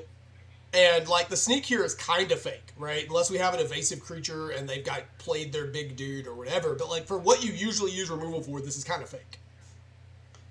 Yeah, I think it's hard to use this card. I think that I don't care that much. I mean, here's what I'd say. If you care a lot about giving black access to enchantment removal, then maybe this is better than Withering Torment or Feed the Swarm. I don't really care because I don't care that much about giving black access to enchantment removal, so it just doesn't matter that much to me. I think black has better removal. Yeah. Did you know when your opponent's life total reaches 0, all of their permanents are put into the graveyard as a state-based action? That's also true, yeah. Yeah, I've heard people play my cube, be in like black-red, go up against Hunter's Talent and say, the fact that I can't deal with this enchantment is like an indictment on your cube. Why aren't you playing Feed the Swarm? And I'm like, well, because Feed the Swarm's not a very good card. Like that's the reason why I don't want to play it. So I'm okay with black having one type of permanent that it isn't really able to deal with very effectively, or even 2. Like I think that's not the end of the world. So not a card that I care about that much. But sure, if you want to give black enchantment removal, then this is fine. Yeah, I'm a little lower on this one than the draw 2 because the time-in sensitivity is really weird on this. We'll see this again with the red sweeper. It's a little weird to figure out like what does the situation look like where I'm sneaking this, especially if my opponent is lining up blocks. Like you attack with 3 things, they block with 2 things. You could bounce back the 3rd thing that's attacking to then kill one of the unfavorable blocks. But it's like I could have just killed that thing before I attacked. I would have put this in. I would have put this in D tier. I think this is worse than Withering Torment, and maybe it's better than Feed the Swarm. I don't want to go. I don't want to go D tier because again, Ob Nixilis' Cruelty or whatever. Like that card's better than this if you have to cast for 3. But if you have the downside of 3 mana kill a thing like that, that's an okay downside. But like Withering Torment and Obnobs, there's already a pile of better things. Like just as a public service, shouldn't we put this in D? Well, but I think if you just want to ignore that sneak is on all these cards and act like it's not a part of the design, specifically. No. On this card specifically, I would like to ignore sneak and pretend it does not exist. But your Dunlin, like you attack with a Dunlin Kerbane, you bounce it back. Like again, these are not Magic Christmas situations. There are situations where you are going to get a lot of value off of sneak in these cards for 1 mana. This one relies on this being a pseudo Skyfisher in my mind to be worth considering. Yes. But maybe it is a pseudo, and it's not like Black has access to a lot of that self bounce. I mean, it has other ninjutsu cards. I'm fighting maybe for my this life is better. here, folks. I'm fighting for I think it's fine. I'm fine to support Tim and call this a C in the sense that there's some niche situations I can imagine this being worth running over with Ring Torment or whatever. Personally, again, I don't care about giving Black enchantment removal, so I don't care about this card. In fact, just to be clear, I did not really evaluate the enchantment destruction part of this card at all. So we're really relying on this being a Skyfisher and making some value out of this for it to be like anything for us. Yes, because that's what the sneak mechanic does. That's true. That is what the whole mechanic that this set is built around exists and is a thing that happens. Like, all right, whatever. We've talked about our differences in opinion on sneak as mechanic. I think Teld and I are a little bit lower on it as a Skyfisher mechanic. But I don't think that like necessarily either of us are right or wrong. I think what you're arguing that the sneak value portion of this is going to be more realizable. We're saying it's less. It's just like I am of the opinion that mechanics work when you like. I don't know how to put it. It was the same thing with Convoke, where we talked about briefly, where you guys were like, you guys were lower on Convoke cards than me, and I just think you get in situations where you Convoke more heavily than you guys give it credit for. So, and that's where I'm at with Sneak, having not played the cards. Sneak is a little different than Convoke, where it's not a known factor. So, I will be higher on Sneak cards. If it turns out to be a Black Skyfisher, that's a pretty big pickup. I will admit. Yep. I will grant you that. And that's an if, right? Like, because I could be wrong, and it could be the case that you just never get a clean attack in with a black creature, or whatever. That you want to bounce. Yeah. Right. Yeah. Anyways. Okay. Anchovy and banana pizza is It's a Magic card now. That's what it is. It is a Magic card. This is a real card. It does exist. 2 black, and I kind of want to play it. Is the problem? 2 black for a artifact food that is important for something that's going to come up later. When it enters, destroy target creature. It has the food ability. You can pay 2 and sack it to gain 3 life. So, face up. Bake into a pie is this card at instant speed. If you just the effect, but this is a permanent. This is an artifact that sits on board and goes to the graveyard. And we will see a couple other cards. At least one really good card, I think, that interacts with food. Plus, I mean, Teld, we've been seeding food stuff into our cube over time. So I am interested that this is a permanent with the food text on it. I think that gets it to, I want to play this card, and I think it'll be good in green-black specifically. Yeah, I mean, Sorcerer Speed is obviously unexciting on this card, but, I mean, I think this is going to have more synergy opportunities than Bake into a Pie. I'm fine trying this out and seeing. I mean, I've been a little unimpressed by side quests, but also the only deck I've played it in was pretty uninspired for making it work, so that was more on me than the card itself. This is more narrow than it initially reads. Yeah, I think it's worthwhile to just quickly go through the 3 important comps for this card. One is Bake into a Pie, like you mentioned. The other is Dubious Delicacy, and the last is Side Quest, Hunt the Mark. Bake is this card, but an instant, and you make a token instead of the permanent, object in play that can be Skyfisher or whatever. I'm not actually willing to just say that that's a straight upgrade either. Like last night, I played a green-black tokens deck, and I would have rather had the token, honestly, than this be being a permanent play. Grade. It's a side grade. Well, it might be slightly better, but the fact that it's a sorcery instead of an instant is a huge downgrade in my mind. Dubious Delicacy is an instant. It costs 1 less mana. It's a food and play. The difference is it gives, it can't kill the 4 toughness or greater creatures, but like, I don't know, most of the creatures in cube are small anyways, so I don't really see that as a very positive comparison for Anchovy and Banana Pizza, which is a Magic card name. And then Side Quest, that to me is maybe the card you could argue that this supplants, but to me why I like Side Quest is it is a bit of a side quest in the draft where it's like encouraging you to take, it's more of a fun draft card than it is necessarily like the most busted card in your draft, and this has some fun play to it where you're trying to build around the food, but I just don't think it's as interesting as Side Quest. So for me, I like this worse than all 3 of those cards. Yeah, I think I like it less than Dubious and Side Quest, because Side Quest, even though I just kind of poo-pooed it slightly, the card itself, like, if you pull off everything, is like a 5-for-1. Like, if you get like 3 treasures and then flip it into a Yizmat, that's like really, really good, actually. So, you can generate a lot of value off that. This card feels like much more confined, But I'm okay trying it out. I don't expect it necessarily to be good. I do like my removal spells to be instant. I think I like the game object just being an actual artifact to put in the graveyard for stuff like Stick Twister. I do think is a meaningful upside to some other versions of this card. We're also at a point where like you could have almost all of your black interactive suite be either foods or things that make foods, and that's a crazy world. We can have we can't have a food fight though because that's a rare. You're right. Yeah, this card is like in a vacuum, probably like a D, but once you start factoring all the synergy stuff, it probably gets up to a C. It's a great definition of a C, actually. It's a role player that does need help. It needs other stuff surrounding it to really justify the 4-mana sorcery speed removal. So, yeah, that's it for black. Maybe there's other black cards in there, but these are the only two we pulled out. So that gets us into red, which fares a little bit better, starting with Raphael, Tough Turtle. This is a quick touch on. This is a 2-mana 1/3 with Alliance, deal a damage to target opponents. So it's basically a strictly worse sharpshooter, unless you care about legendary. It's awkward because I actually do think that it's meaningfully worse. Like the reach on Sharpshooter, I think, is very meaningful. So it is, I think, actually worse than Sharpshooter. However, Sharpshooter is nuts. So I'm not a huge fan of playing redundant effects like this where it's like exactly the same card practically. So for that reason, I'm almost certainly not going to play with it. And it's hard for me to say I would recommend it for all cubes. At the same time, on power level alone, yeah, I think you certainly could say recommend it for all cubes. So I don't know. I'll put it around here. It's like. Yeah, I think this is a recommend for all cubes that I would recommend the better versions first. Yeah, exactly. Sense. Yeah, it's kind of weird. Yeah. So you said Sharpshooter is nuts, but you know what? It's not wing nuts. It's not wing nuts. He did it. He did it. Wing nuts are those things that birds put on the back of their pickup trucks, by the way.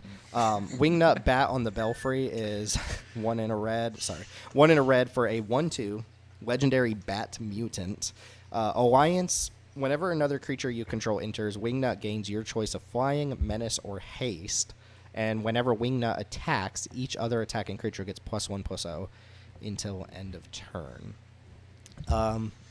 This is the type of card that interests me and I think is cool, but I'm like, what would the red 2 from our 360 cube be that gets cut to play this? The big problem that this card has is kind of the same problem when we talked about Leonardo, not Leonardo, the Savannah Lines, excuse me, where it's like, this card does read like it's got some upsides and power to it, but also it is literally only able to turn sideways.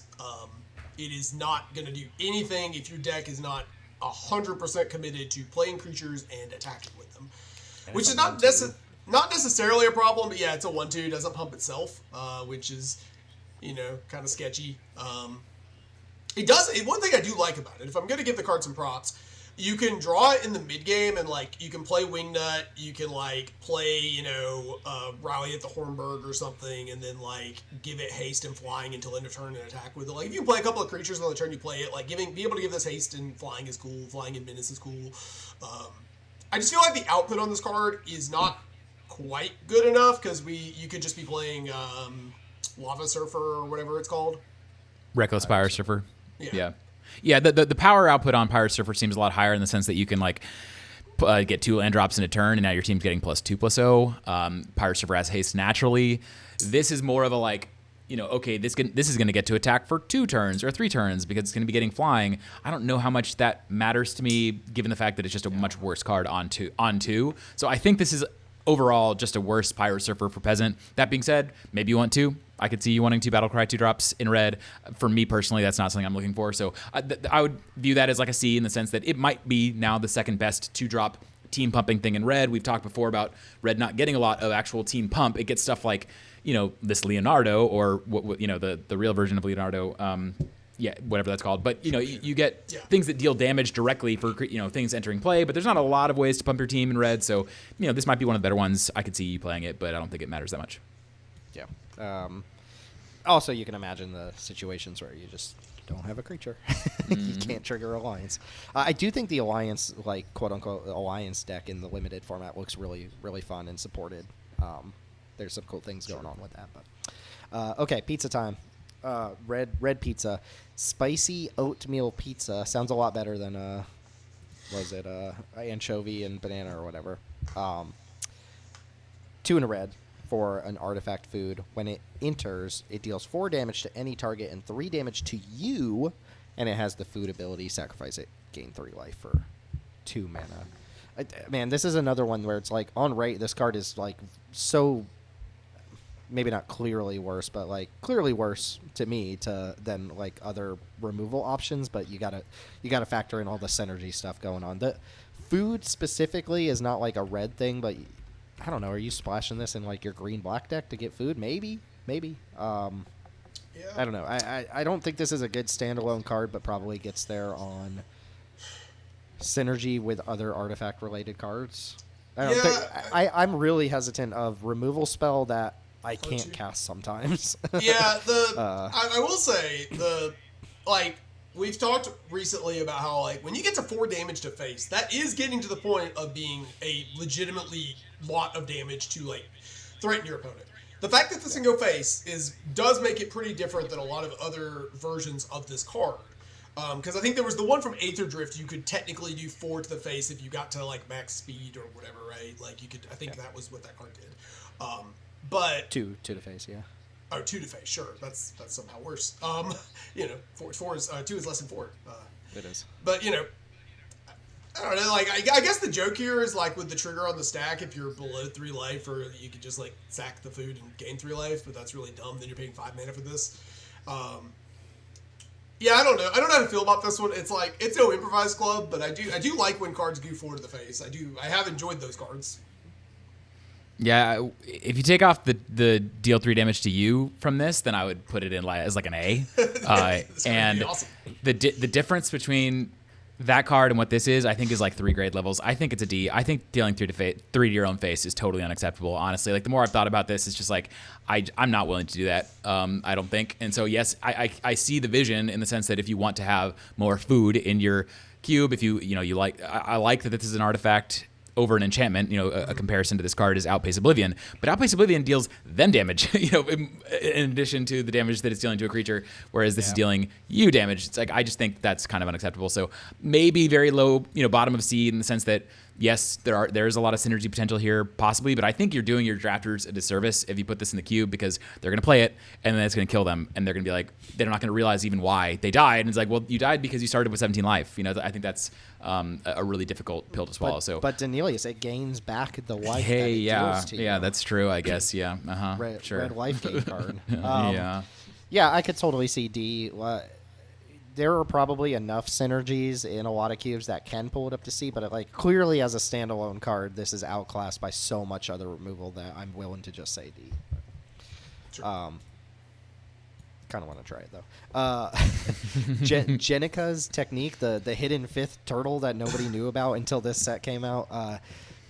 This is an interesting one that I think might be bad. I don't know. It's 2 and a red for an instant that deals 2 damage to each creature, and it has sneak for red.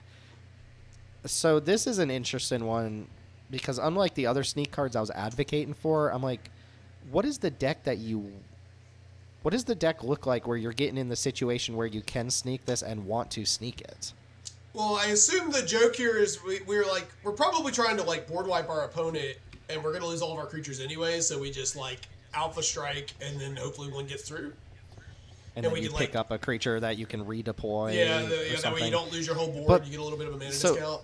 If you think about that, but in the situation where you need to board wipe your opponent, they probably have a bunch of blockers in play, right? So how are you getting the creature through?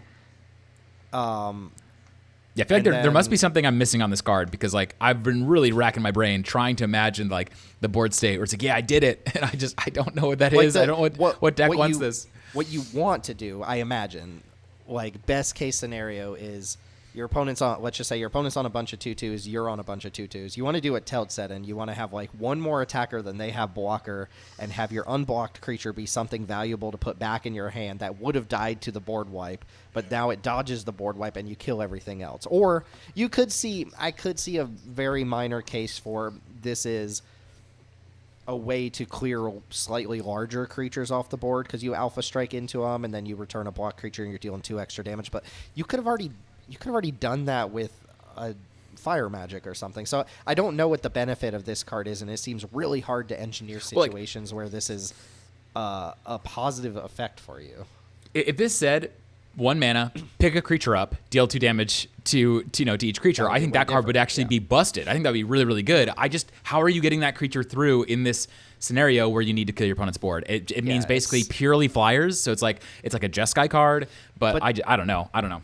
But even in the decks where you can sneak something back to your hand, aren't those decks that get their board destroyed by 2 damage? Like, aren't you just I can bounce my Shoreline Looter back to my hand and sneak this, but your Shoreline Looter also dies to this card, which probably means you're in some sort of deck with a bunch of creatures that die to this card. So I don't. Or Mystic or Messenger. It's like these are the cards I would imagine I'm running with it, but then this wipes all your tokens too. So I don't get it. I don't really get it. I think it's just like playing around with a clever design, and maybe there's like some scenario where it's like, oh, that's the thing or whatever. But I don't know. The sweepers that we have access to, like the kind of locked in S tier ones, like Fear Fire Foes, Fire Magic, and maybe Rowl and the Implicit Maze is a range or something, like those are just so obviously better that I don't think you need to fiddle around with whatever you're trying to do with this card. I think the joke is that Jenica, or whatever her name is the forgettable turtle that no one knew existed. Much like how a month from this set being released, this will be the Pyroclasm variant that no one remembers. Exactly. Yep, exactly. Being a mutant isn't easy. Lucky for me, I've been preparing for this my entire life. Preparing for what? To kill all your friends? Much cooler red card here, though.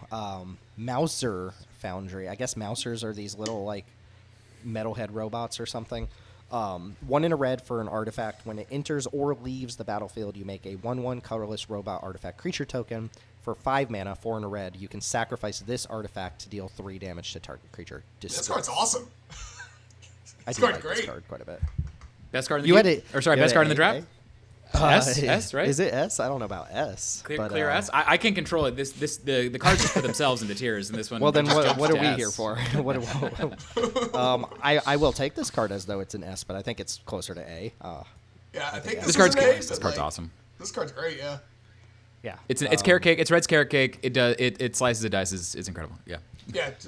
What I really like about this card, you could compare this to like a Servo Exhibition or any other card that like puts 2 artifact creatures in play. What I like about this is that it actually just spots you the free like material to sacrifice without having to sacrifice one of the 1/1s, which you would normally have to do with like a Raise the Alarm style card. So you can see like play this, improvise, club it, deal 4 to something, get your 1/1, and you maintain the 2 1/1s while still paying the sacrifice for something else. And I guess if you have to pay the 5 mana to pop something, like you'll do it. The 5 mana mode is not fake. I mean, it's not going to be something that happens a lot, but it can. Unlike carrot cake, this gets are like. We get this when we leave too. I'll never get 4 extra mana to exile a creature, but I'll pay 5 mana to bolt a creature. If you pick this up with a Skyfisher, you just like make infinite dudes.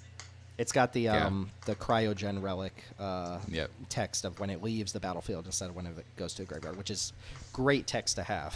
That is very good text. But in addition, it makes 3 artifacts. Like we talked if you've watched our Red 2-drop tier list video, we talked about how Red is very much about artifacts right now. This gives you 3 of them. This card's awesome. Is this card okay? This card is like better. It's better than Carrot Cake, right? Like. This card is better because it's the thing I like, hold on, the thing I like about Carrot Cake is the scry means you always get to play the game. Okay, yeah, sure. I guess the thing I'm thinking is that 1, you get it when you leave, which means it pairs better with like the Sky Fishery stuff, and 2, this card is in a color that's really, really optimized towards having artifacts in play, which is like this gives you just so many artifacts. Yep. Yeah. This gives you 3 3/1s with haste. It's incredible. Like Carrot Cake's incredible too, but like this I could see this being S tier. This is like.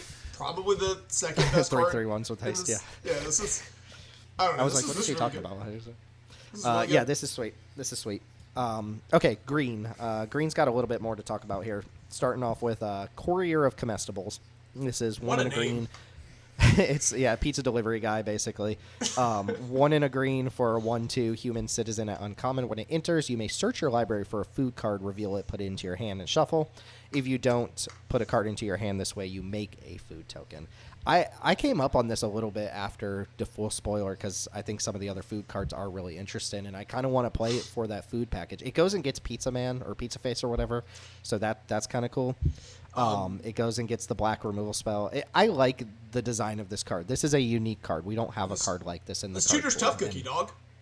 It does. The kind of cap for me is, do you have like 2 premium actual food targets in your deck? If so, I think this card is good. If you only have 1, I don't think it's good. And if you're not doing food at all, like, it's clearly not good. It's just a worse Baker Baines duo. But if you're doing the food thing and you have dubious delicacies in your cube, or God forbid spicy oatmeals, or a green food that we're going to talk about here in a moment that I also think is good, I think this card gets there as like a mini package tutor at 2-drop. It doesn't cost you that much, and it goes and fetches presumably a good card from your deck, and I like the overall package there. Maybe I'm reading too much into this, but I'm willing to bet that we're going to get more food this year. But Hobbit, last time, the Hobbits really cared about food. I could see us getting something there. I could see them giving us some sort of weird, like, food artifacts in Star Trek. Trekkies eat food. Yeah, Trekkies eat food, yeah. It's okay. I think you got to really mean it with like food being a primary archetype in some color combination for you. Right now, like food, I care a lot about food. I looked at the number of actual type equal food cards in my cube, and it's really not that many. I definitely don't think it's enough to justify this. And personally, I'm not that high on some of these food, that we've talked about, like the black pizza and the red pizza. I don't care at all about the pizza face we're going to talk about soon. So for me, if I'm going to play a green card that is very specifically caring about food and food alone, then I'd still rather have Trail of Crumbs, I think, than this. But yeah, I can imagine, especially if you're like, no, I really want to play with these black and red pizzas and all the pizzas that we're getting in the set, then yeah, this card becomes a card you can play. That to me is a definitional C. It's like a card that does need other stuff in your cube going on to play it, but maybe your cube gets there. All the pizza cards are C's that I am personally excited about more than I should be. But I believe they are C's. Okay, Michelangelo, Mutant BFF, is 2 green for a 4/4 legendary Mutant Ninja Turtle. Each creature you control with a counter on it can't be blocked by more than 1 creature. Okay. Whenever Michelangelo enters or attacks, create a mutagen token. I'll just say my piece real quick. I have yet in the year 2026 to be impressed by a 4-mana green creature, and until I see it be good, I will not assume it is good. So I will need to see this card in action. Put it wherever you want in the tier list. I just will assume it is not as good as I want it to be. It never has been. Even though this is a green 4, which are historically not necessarily the best, I am only willing to go so low on a card that has the ability to make a bunch of game objects and is sort of annoying to get off the table, which this card is kind of annoying to get off the table because the mutagen makes it bigger. They've got like a 1-turn window to pretty efficiently remove it, but after that it starts getting increasingly hard. You're not really killing this in combat because the green deck's going to outsize you anyways, so yeah, I mean, this could potentially make an unbounded amount of game objects, which I do like. That being said, I'm not willing to go like higher than a B at best on it, just because I think it's a green 4 also has a ceiling. Like green 4s are kind of not the best. Like the worst slot in cube right now, maybe in my opinion. It's just we've cycled through so many of them, and not a single one have I ever been like, oh, that's the green 4 that everyone needs to have in their cube. I think the Celestia Archivist damage control crew guy is pretty good, but that's the rest of them all kind of suck. Yeah, right now we have like Fierce Witchstalker, which is, makes a food on ETB. We have Professional Wrestler, which makes a treasure on ETB. The only reason in my mind why this is more exciting than those is because it has the enters and attacks clause. I think you have to like pay attention whenever you see enters and attacks. I really wish that top line of text was not what it was, and instead it was just trample or something that is always on, as opposed to this where it's like you play it and then you kind of need to like put that mutagen token on this so that the next turn you can keep going. So I don't love that, but yeah, I think like bottom B, top C, something like that makes sense. I can definitely see this being the 4-drop of choice as the green thing that makes a token. But whatever. I am going to argue that we absolutely should test this because it creates mutagen so that I can put them on my Heartfire hero. There you go. Yeah, I'm fine testing any green 4s until and maybe this card is the one. Maybe it impresses and I'm like, okay, we finally landed on one, in which case I'm gonna be really pissed off because this art is atrociously stupid. So and it's a BFF. Speaking of Heartfire Hero, can we get on some green red Heartfire Hero gaming for the rest of this review?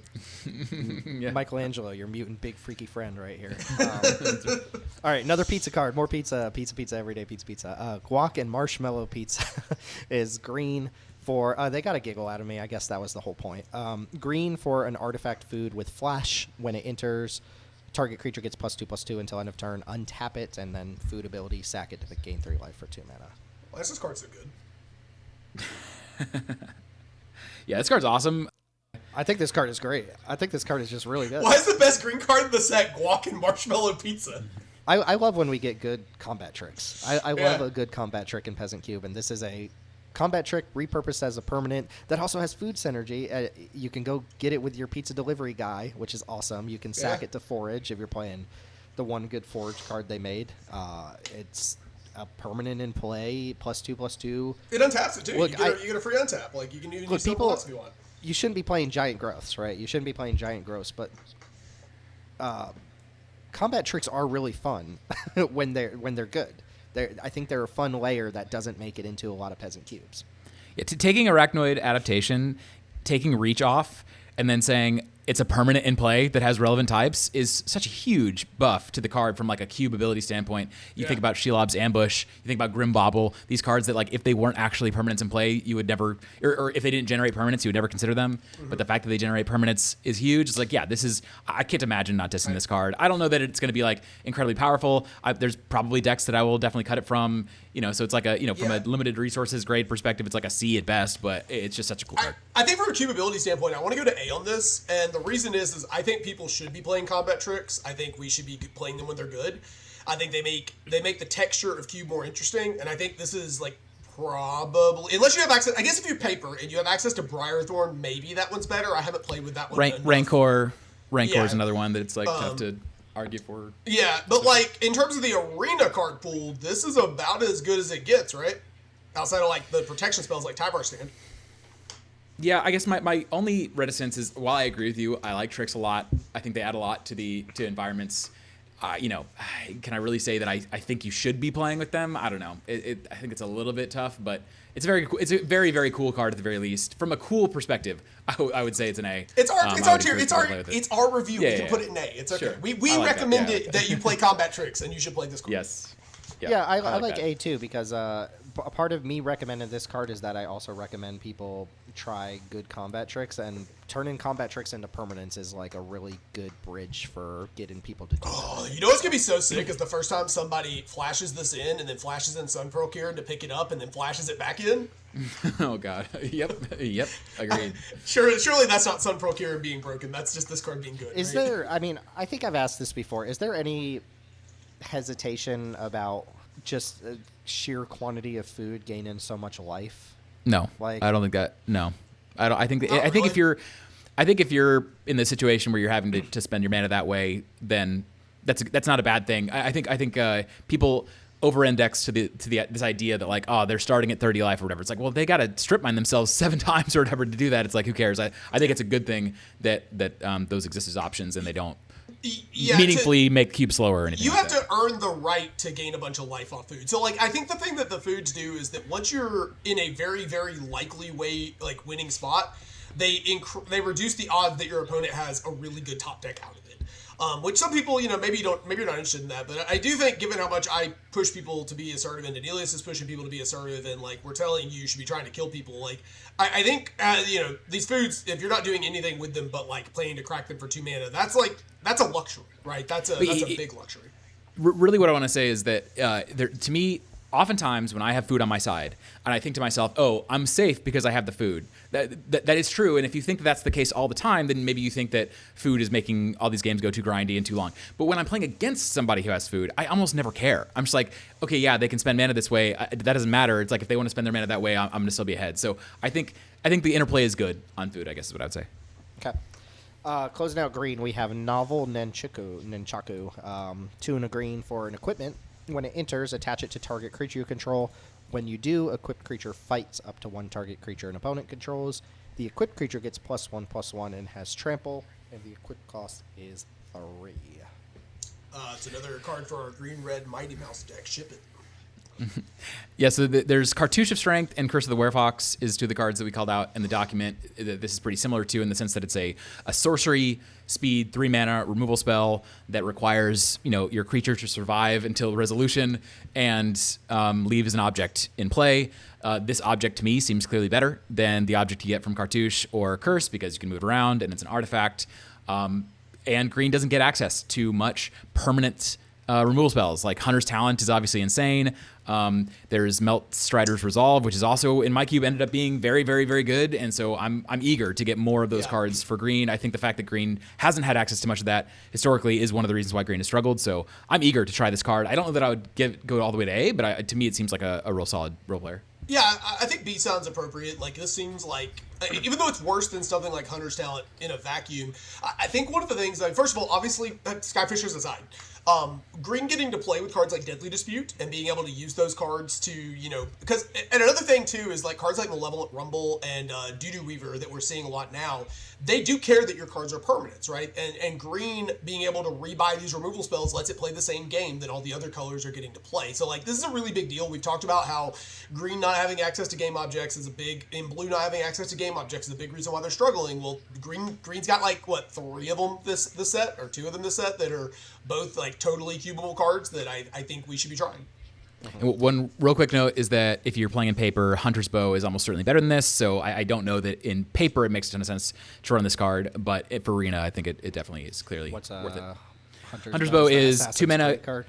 Yeah, it's Assassin's Creed, 2 mana equipment. It attaches itself on ETB and it punches, but it doesn't. It gives like +1/+0. It gives like a very minor bonus. No, it does not give any stats. It gives reach and I think.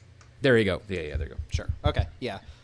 We've also noted, Teld, you and I have noted that we're just like coming way down on green's like instant sorcery fights like Signature Slam, and personally Spin and Wheel Kick to me is just like really, really bad these days, and being able to turn them into removal spells, even though I mean like the instant speed on like a clear shot type effect is really, really nice. Maybe the next evolution of this sort of card is this effect with Flash, which would be kind of nutty to have Flash on this card, I think, but. Okay, that moves us into hybrid and gold cards, of which there's a decent number to talk about. First one is Mechanized Ninja Cavalry. This is 1 and Boros hybrid. Yeah, Mechanized Ninja Cavalry. Kind of like the art here.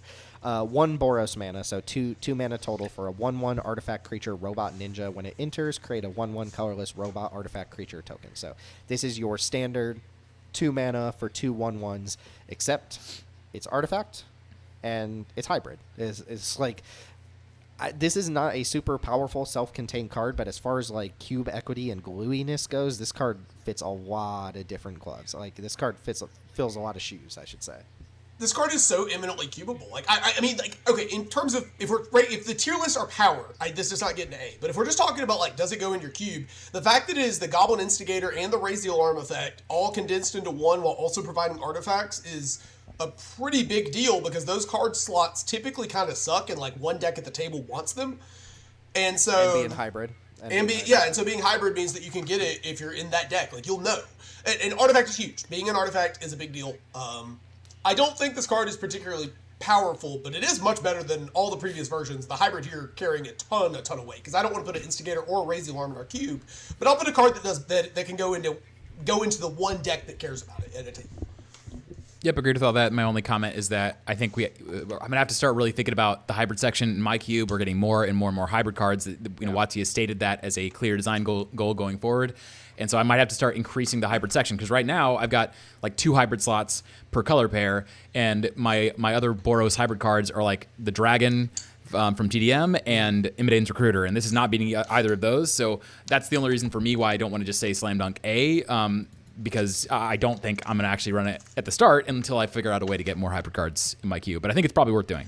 Yeah, that's fair. We treat the Dragon as just a straight-up red card, because the white side of that card is not fake. Sure. I've cast it in cube, but like 90% of the time it's a red removal spell. Sure. I love this card. What a clean design too for the limited format. It's a sneakable creature for black-white. It's an artifact for blue-red. It's whatever the other. Makes two game objects for Alliance. For Alliance, it's such a good inclusion there. Okay, maybe we could just cut this one from the dock, honestly. But she's got feet. Karai future. There's a lot of foot stuff, and what's up with the foot stuff? I know it's like the name of the like ninjas or something is the Feet Clan, but I assume she has feet. We can't actually see them here, so maybe she does. Got a little merfolk tail down there that we can't see. Yeah, there's a lot of foot stuff going on here. The Tarantino fans are raving. Karai, Future of the Foot, is 1 white-black for a 3/3 legendary human ninja with sneak for 2 white-black. Actually, a more expensive sneak cost. Whenever Kurai deals combat damage to a player, return target creature card from your graveyard to your hand. If her sneak cost was paid this turn, instead return that card to the battlefield. I think this is a really cool text box on a really cool limited card that I just don't see playing in Cube over the endless supply of like awesome Orzhov cards that we have access to. Yeah, made the mistake of being in one of the most stacked colored, like multicolored sections in Cube. Big mistake. Should have tried being a Silesia card or something. Well, this is one where it's like you got to do the sneak cost on this for this to really be be something you're excited about, and that's not something I want out of my sneak cards. I want to be happy enough with what you're getting out of the non-sneak version. Real quick, the foot. So we didn't talk about this at the beginning. TMNT is essentially a reskin of Daredevil. That's like.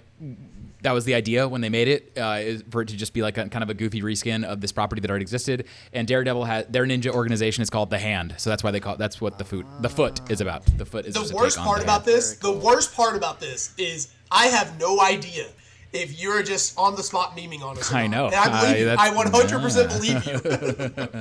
No, good. That's got to be too clever it's too clever. Yeah, my thing. Even if you are playing like Black White Reanimator, like what? How are you sneaking? Like, yeah, it's gonna be tough. It's gonna be tough. A putrid imps or something. I guess I don't know. Maybe there's probably something to this in a very specific type of cube, but I think this is just like a D. You don't need to put. Do y'all remember that one time a year or two ago when WotC decided instead of making blue-green just bad set mechanic cards, they would just make them good cards, and they would happen to have the set mechanic on it? Can we surely that will continue in 2026, right?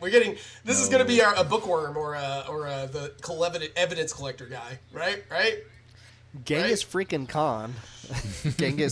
Genghis Frog. Where's the lore on that one? Where's the lore? No idea. No, sorry. No, so this is actually I do know the lore on this one. He was actually an ancient frog conqueror from the past, and unfortunately in one of his battles he fell into a pit which put him into a magical stasis at like a little well at the bottom, and he came back into the future after we excavated him. That's actually the lore on that one, 100%. Fell into a radioactive pit of frogs. Yeah, and now he's back. Damn Mongolian frogs. All right, Genghis Frog, signpost uncommon for Simic, is green-blue for a 1/3 legendary frog mutant rogue with trample, and whenever it or another mutant you control enters, you make a mutagen token. 2 mana for 2 objects, one being an artifact, is something that I can never like completely, totally ignore. That being said, it's a gold card. Even in blue-green, the competition is stiff enough that I don't think this gets there. One kind of interesting thing here is that mutant line is like maybe interesting. There's not that many mutants yet, but like X-Men, we're certainly getting X-Men here sooner rather than later. So maybe that turns into a line at some point. Okay, honest question: how big would this card have had to have been with this current text box for you to actually care? I think 2/3. Yeah, an extra point of power or an extra point of toughness, I think, would have gone a long way. Obviously, I would rather have power than toughness, but I can see why you don't want your 2 mana signpost uncommon to be a 3/4 trampler. That gives you extra objects. I can't see why we would want that. Simic taking just always taking L's. Okay, the neutrinos, I guess the Jetsons are in TMNT or whatever as well.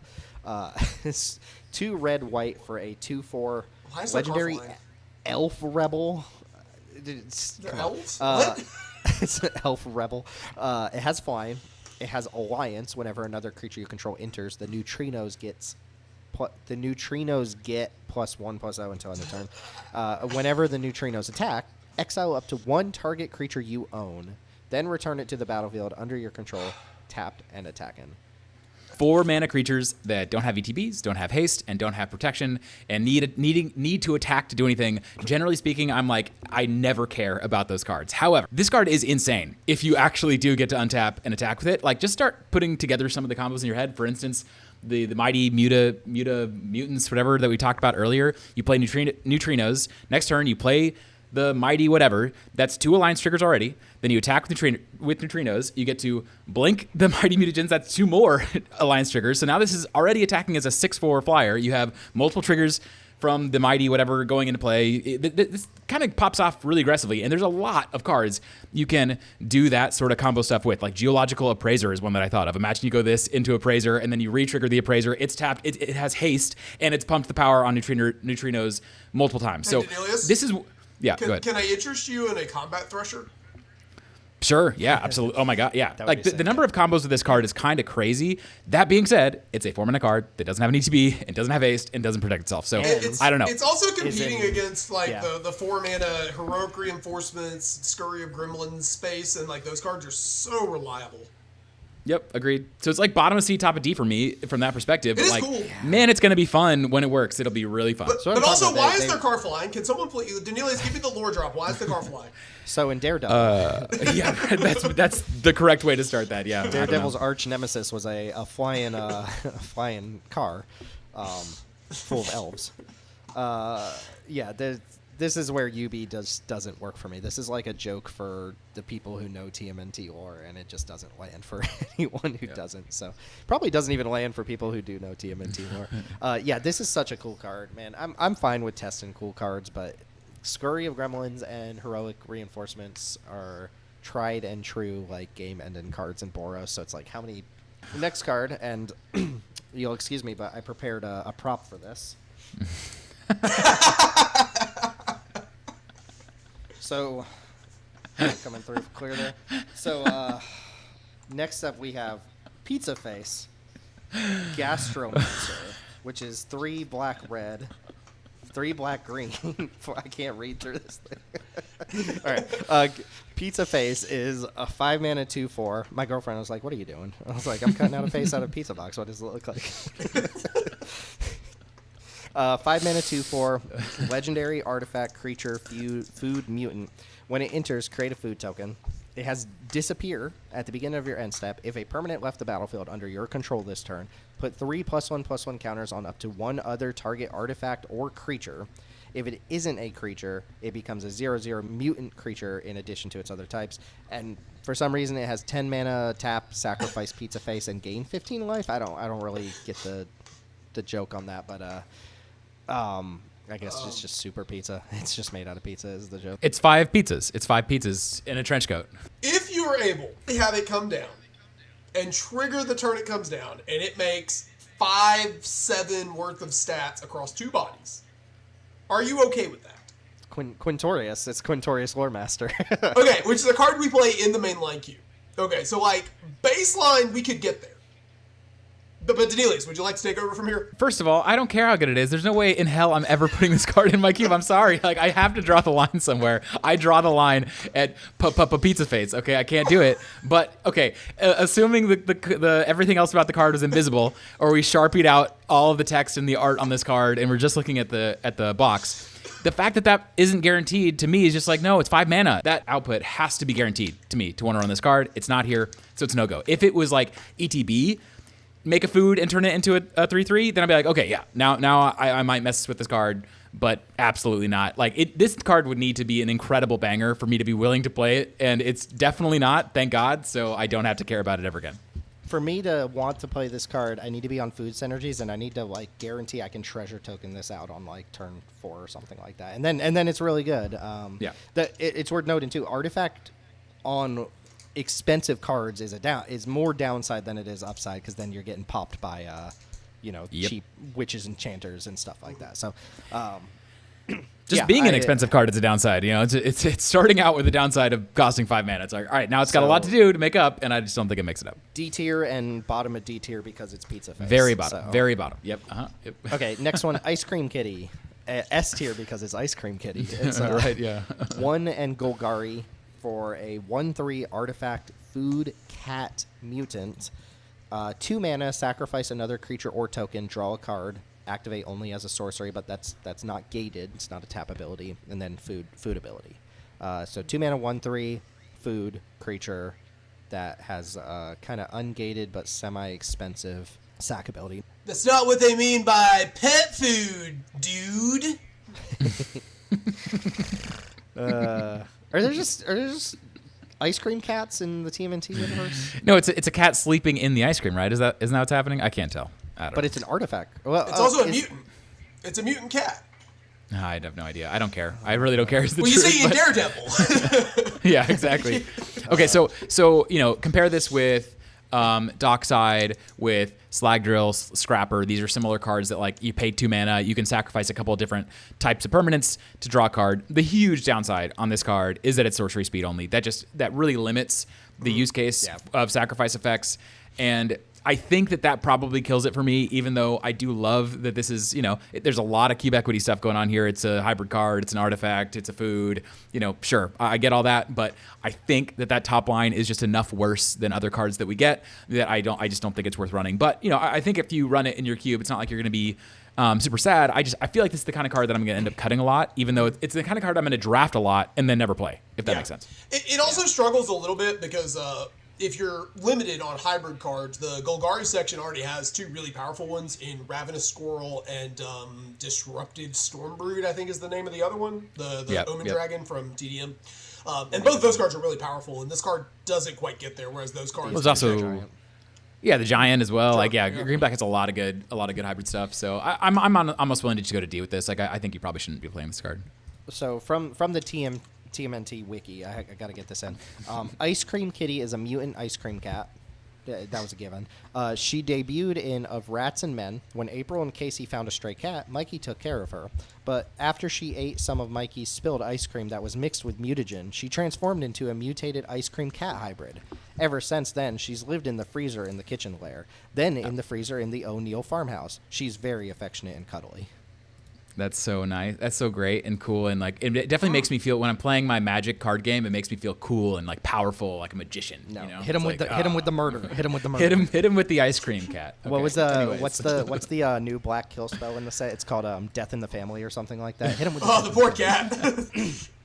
Okay, Metalhead is up next. Somehow also a name that's never been used before. The art kind of goes hard on this one though. 4 and a blue for a 4/4 legendary artifact creature, Robot Turtle. When Metalhead enters, return up to 1 other target artifact or creature to its owner's hand. For red, you can sacrifice another artifact, put a +1/+1 counter on Metalhead. He gains menace and haste until end of turn.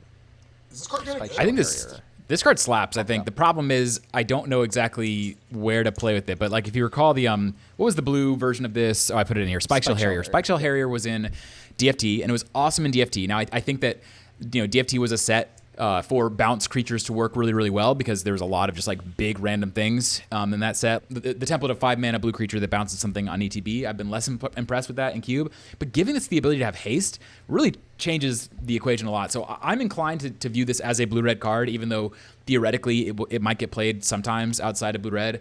I think it's mostly a blue-red card, and I think it is kind of compelling, but it's expensive. You don't really need to play with this card. Like, said many times before, I will often just, even if I have an expensive card that might work pretty well on my deck, I'm often cutting them just because I never want more than like 1 or 2 or whatever. So it's a compelling card. I just don't know how much it really matters.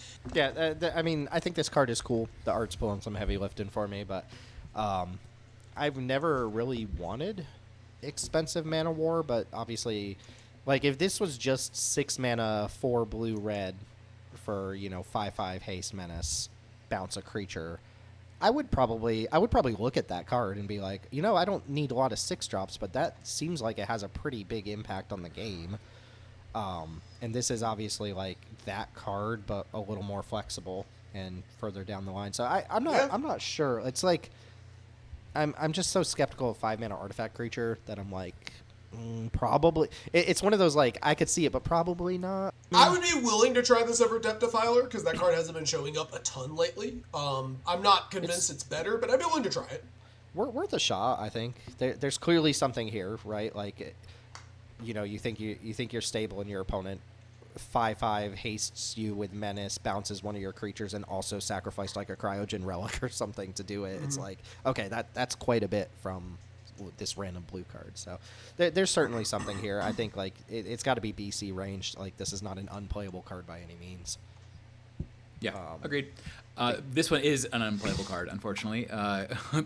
Just to briefly cover Hedgebuds. Yeah, go for it. Oh yeah, sure. Henchbots is for generic mana, just a regular artifact creature. It's a robot. It's a 2/3, 4 mana 2/3. When it enters, exile target tapped creature an opponent controls until this creature leaves the battlefield. It's just a call for a unique effect, unique colorless card. I feel like if we could Sharpie out one word on this card, I would be kind of into it as a test card, as a colorless slot. But that tapped, yeah, sure. Tapped here is bringing this card down quite a bit.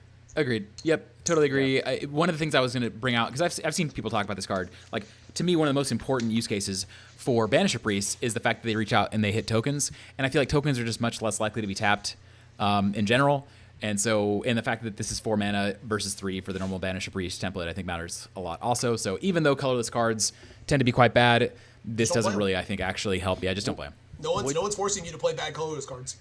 Yep, I personally would you guys be interested if this just was 4 mana Banisher? I don't think I would be interested. I would not, be interested, sure, but I don't think I would run it. Sure, I'm just saying, like, it would be a card worth talking about. I don't think it is. Yeah. Okay. Yeah.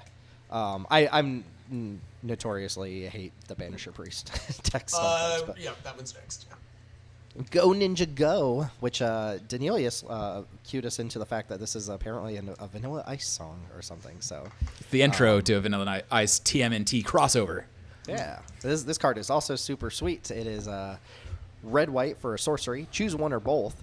Exile target creature you control, then return it to the battlefield under its owner's control.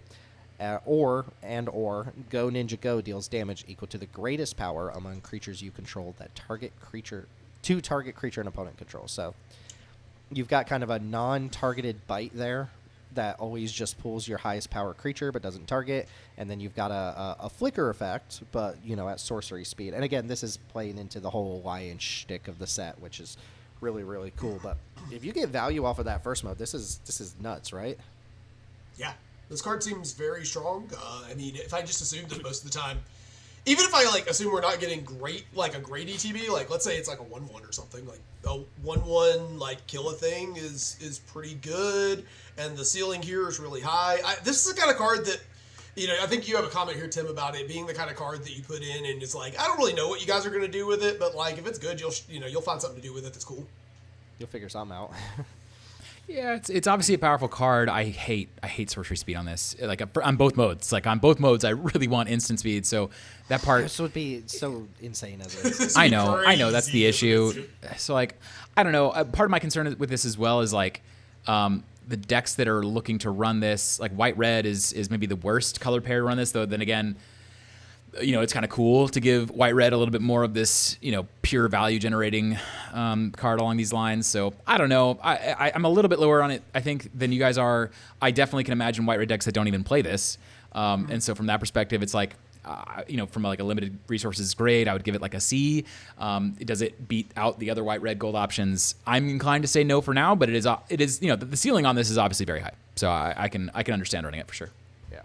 I think giving it something like a B is fine. Yeah, for one of our red-white cards right now is Frontline Rush, which I think is a perfectly fine card, but I'm 100% willing to let it go to try out this card and see what it does. Extremely high upside on this, too. Yes, I mean, you don't even have to go, super crazy. Explosive Prodigy, deal 2, put it back into play, deal 2, upside is very high. Sure. It's interesting that the creature you blink does not have to be the creature that's dealing damage to, and this doesn't target, so you don't necessarily get blown out. It doesn't target your own creature, so if they kill in response, you still presumably have another creature. So very, very interesting design for sure. I like the alliance stuff. Like I was saying, I think they did a lot of really interesting alliance things here. Lessons from Life. This card has upset a lot of Magic the Gathering players. it's but they're playing Magic the Gathering. Yeah, it kind of upsets me. Anyway, Lessons from Life is 2 green-blue for a sorcery. Draw 3 cards. You may put a land card from your hand onto the battlefield tapped. So basically Urban Evolution for 1 less mana. Everyone's got their own strengths, Lita. You never know what card they might play. Instead, focus on what you know and never doubt your choices. Oh, shut up, Casper.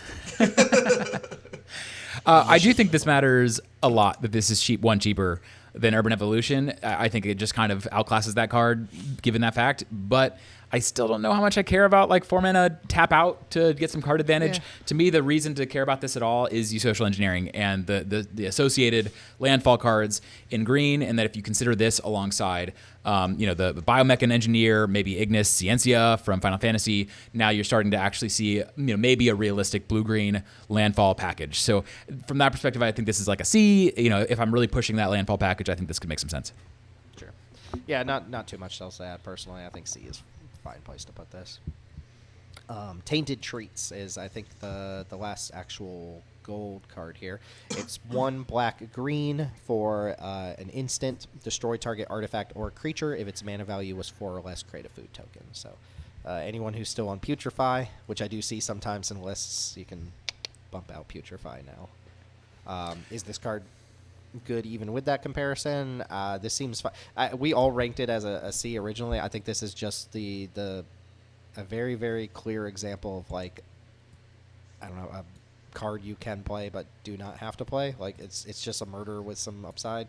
Yeah. Seems fine. Problem is Golgari has actual good gold cards. Right. That's the problem. Yeah.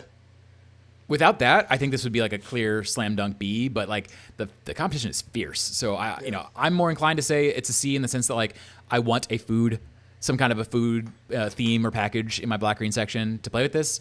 But then once you have that, I think this is a totally reasonable card to run. All right, and then that brings us to a couple colorless cards. A couple more colorless cards, I should say. This one got some hype. Big question mark for me. I didn't actually really know what to think about it. So Skateboard, that's the name of the card. The card is called Skateboard. It's 1 mana for an equipment. When it enters, tap target permanent. Equipped creature gets +1/+1 and it has haste, and the equip cost is 1. I'm inclined to say this definitely the type of card I'm usually not hyped about, but I don't know. I see the vision here. I definitely see the vision on this one. I feel like this is a decent aggressive card. I like High Speed Hover Bike. It's not a card we're currently on, but it is a card that I was a big fan of in Neo, and I thought it was pretty good. And this is, it's kind of in the same vein, but like there's going to be a lot of spots where giving a creature haste is better than attacking for 2 flying. The biggest problem I have with cards like this is that they sound awesome when you're lining up how they might play out, but you did not consider that you had to put the card in your deck and draw it in the first place. And I think that's the problem I have with these kind of cards. It's just, I like everything about it once it's in play. It's cool to enable attack triggers and give haste and push damage and all that sort of stuff. But I also had to play the card. And like when I play the card, I tapped a thing. And if I didn't have good attacks with that, it was a waste of my mana. This is sketchy, but like I could see the vision. It's just tough. The more as cube gets closer and closer to like every single card in the cube either makes an object or draws an extra card. Every card you put in your cube that doesn't do that, the pressure on that card is just really, really high because it really has to output a lot of damage to make that worth it. And I just don't know. I'm not sure how realistic that is. I run Bone Splitter and Rabbit Battery right now. I'll say that I think both those cards are fine. I don't think either of those cards are particularly impressive. I can at least see the vision, especially if you're like, no, I want to increase the amount of damage generating card, not 2-for-1 generating, but damage generating cards in my cube. Then I think this is very coherent. But I'm not particularly excited about it. I understand why you want to run it. Yeah, I suspect this will end up being a D because how many times have we seen the template of like a Swiftfoot Boot style card just not really be that relevant? Yeah. But it's so cheap on every metric. So my question is, how do haste enablers? Yeah. How do Moogles ride skateboards? How does that work? They put them on their little pom pom. They ride upside down on the pom pom. Okay. Last real card on the list. Hold on. Let me get ready here. All right. So this one is Everything Pizza, which is the name of a Magic the Gathering card. It's 2 mana for a food that says when it enters, search your library for a basic land card, reveal it, put it into your hand, then shuffle. For 2 white, blue, black, red, green, so 7 mana total. You can sacrifice it. Target player gains 3 life and draws a card. Presumably that's you. Each of your opponents discards a card. The artifact deals 3 damage to any target, and you put 3 +1/+1 counters on up to 1 target creature. So path to the world tree, but it's pizza. It's path to the pizza tree, pizza to the world tree, whatever you want to call it. It's another one of these like Do you want a cutesy 5-color payoff in your cube? If you do, then go for it. I don't even know what the grade is. It's like kind of a just for funsies style card. Yeah, I would also say if you're concerned about winning the game, these are great ways to lower your win rate. But they encourage you to do things that are going to get you killed. Yeah, it's like the best in class probably now version of this effect because it has artifact and food synergies. Like I could at least imagine running this in a deck that had no interest in getting to 5 colors, but it's not particularly efficient at doing that. It's just like maybe passable. So and also if you have access to Mycosynth Lattice, you could just play that, and that's way better. Yeah, so I mean, Wellspring. Yeah, Wellspring. Yeah. Sorry. I would encourage folks. Well, I guess the way I put it is, if you have fun doing the 5-color thing, if your drafters have fun doing this, I had a 5-color payoff or 2 5-color payoffs in my cube for a really long time, and I think it was like a 1 in 100 drafts kind of a thing. It just never happened, and the cards were always at the end of the packs. They were just taking up space. So personally, I think that you should be cutting those cards and playing with cards that people are actually going to run, because that's going to be more exciting is when they actually see them in play, as opposed to see them in a pack and be like, oh, maybe this is the time I get to do it, and then they don't do it. So I would suggest D for this, but sure, if 5-color stuff sparks joy for you, if your drafters actually draft that, then this is maybe best in class now for this effect. Yeah, part of a larger discussion too, but I think there's some detriment to include in 5-color payoffs in a Peasant cube when if your mana base, like if your mana situation is stringent, or you're restricting your mana in some way, then it can actually be a detriment to incentivize people to just snap up dual lands from other colors. So last thing to just touch on here, kind of end on a low note, but they did give us a cycle of dual lands, and they're just the gain lands that they renamed. There's just 5 gain lands that have new names, and that's it. So yeah. we are still not on the let's get good Peasant dual lands in 2026. It's just not going to happen. It's just not going to happen. They're done. They're They're done iterating on lands. Yeah, we were so optimistic a year ago. What if they made? I don't know how they would have made it work flavor-wise, but the Jetsons are in here and Pizza Face is in here, so I don't care. But food lands? Can I get food lands? Is that a thing that I could have gotten from this set? That would have been cool. Man, could I have gotten anything? Could these have been artifacts? Could we anything? Artifact land pizzas, yeah. Man, it seems like they're very afraid of now giving us power crept lands, and that's really sad. This always feels like a missed opportunity. It definitely did in Final Fantasy when they made a whole new card type, but didn't let the lands actually do anything relevant. So, whatever. One day. All I'm asking for is one more cycle, and I'll be happy. Yeah. So big picture here. Rich got richer. The 4 best cards in the set are all white. White's the best color. They get all the best cards. That's true. For me, the big takeaways, we actually didn't end up talking about a lot of sneak cards. It really ended up being like 2 kind of debatable sneak cards, and then the rest we were either on board or not on board with. Sneak is going to be a big question mark for me, and then the other big thing is food. Like, obviously, food just got like a huge influx of playable stuff that isn't just food tokens, and I think that is the direction that we've started moving green-black towards in our cube, personally, away from the kind of like Insidious Roots style stuff and more towards the, hey, this is what every other color is doing and having success with, so green-black gets to do it now too. And I'm pretty excited about that. Honestly, one of the cards I'm most excited about in this entire set is the pizza delivery guy, the comestible guy, because I love tutors, I love toolbox-style effects, and I think we got just enough between the black kill spell and the green pump spell, in addition to what we already had for food, like Tough Cookie and Dubious Delicacy, that I think there's actually like a package for that card, and I'm pretty excited to play with it.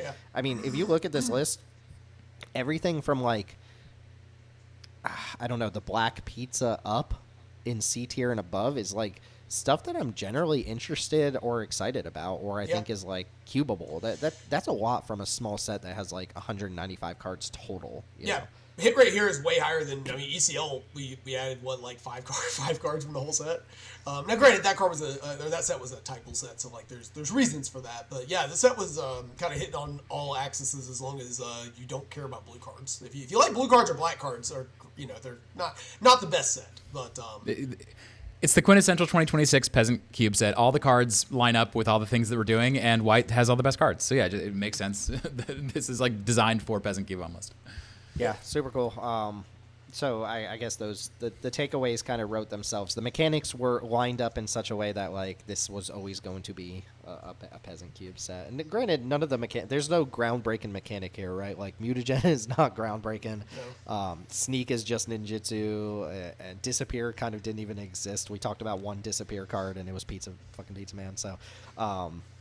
Yeah, they didn't try to revolutionize anything here, and I think that's for the benefit. Like you could have easily seen, like the archetypes be like blue-green turtles or whatever, and they didn't really do that. That stuff exists, but they didn't really go hard on it. Only real miss here was it would have been nice to get like a 2-mana red card that made a mutagen token. That would have been pretty nice.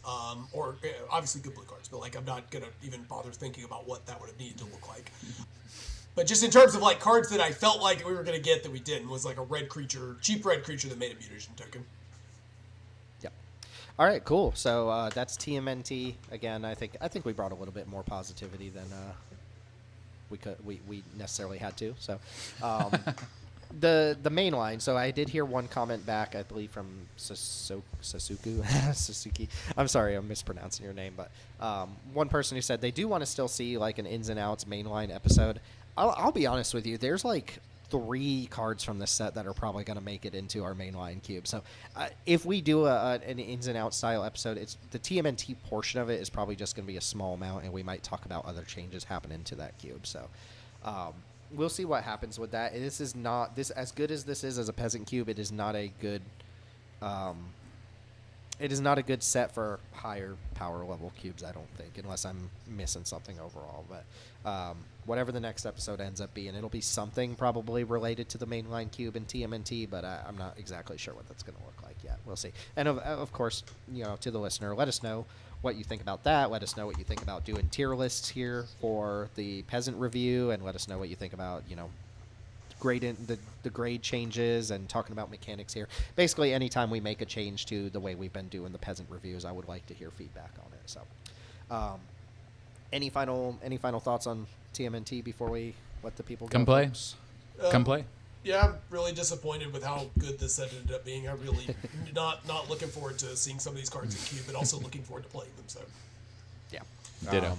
Cool stuff. So, yeah, check out our socials, twitter.com/jankdivergaming, youtube.com/jankdivergaming, where you can also find the other tier lists.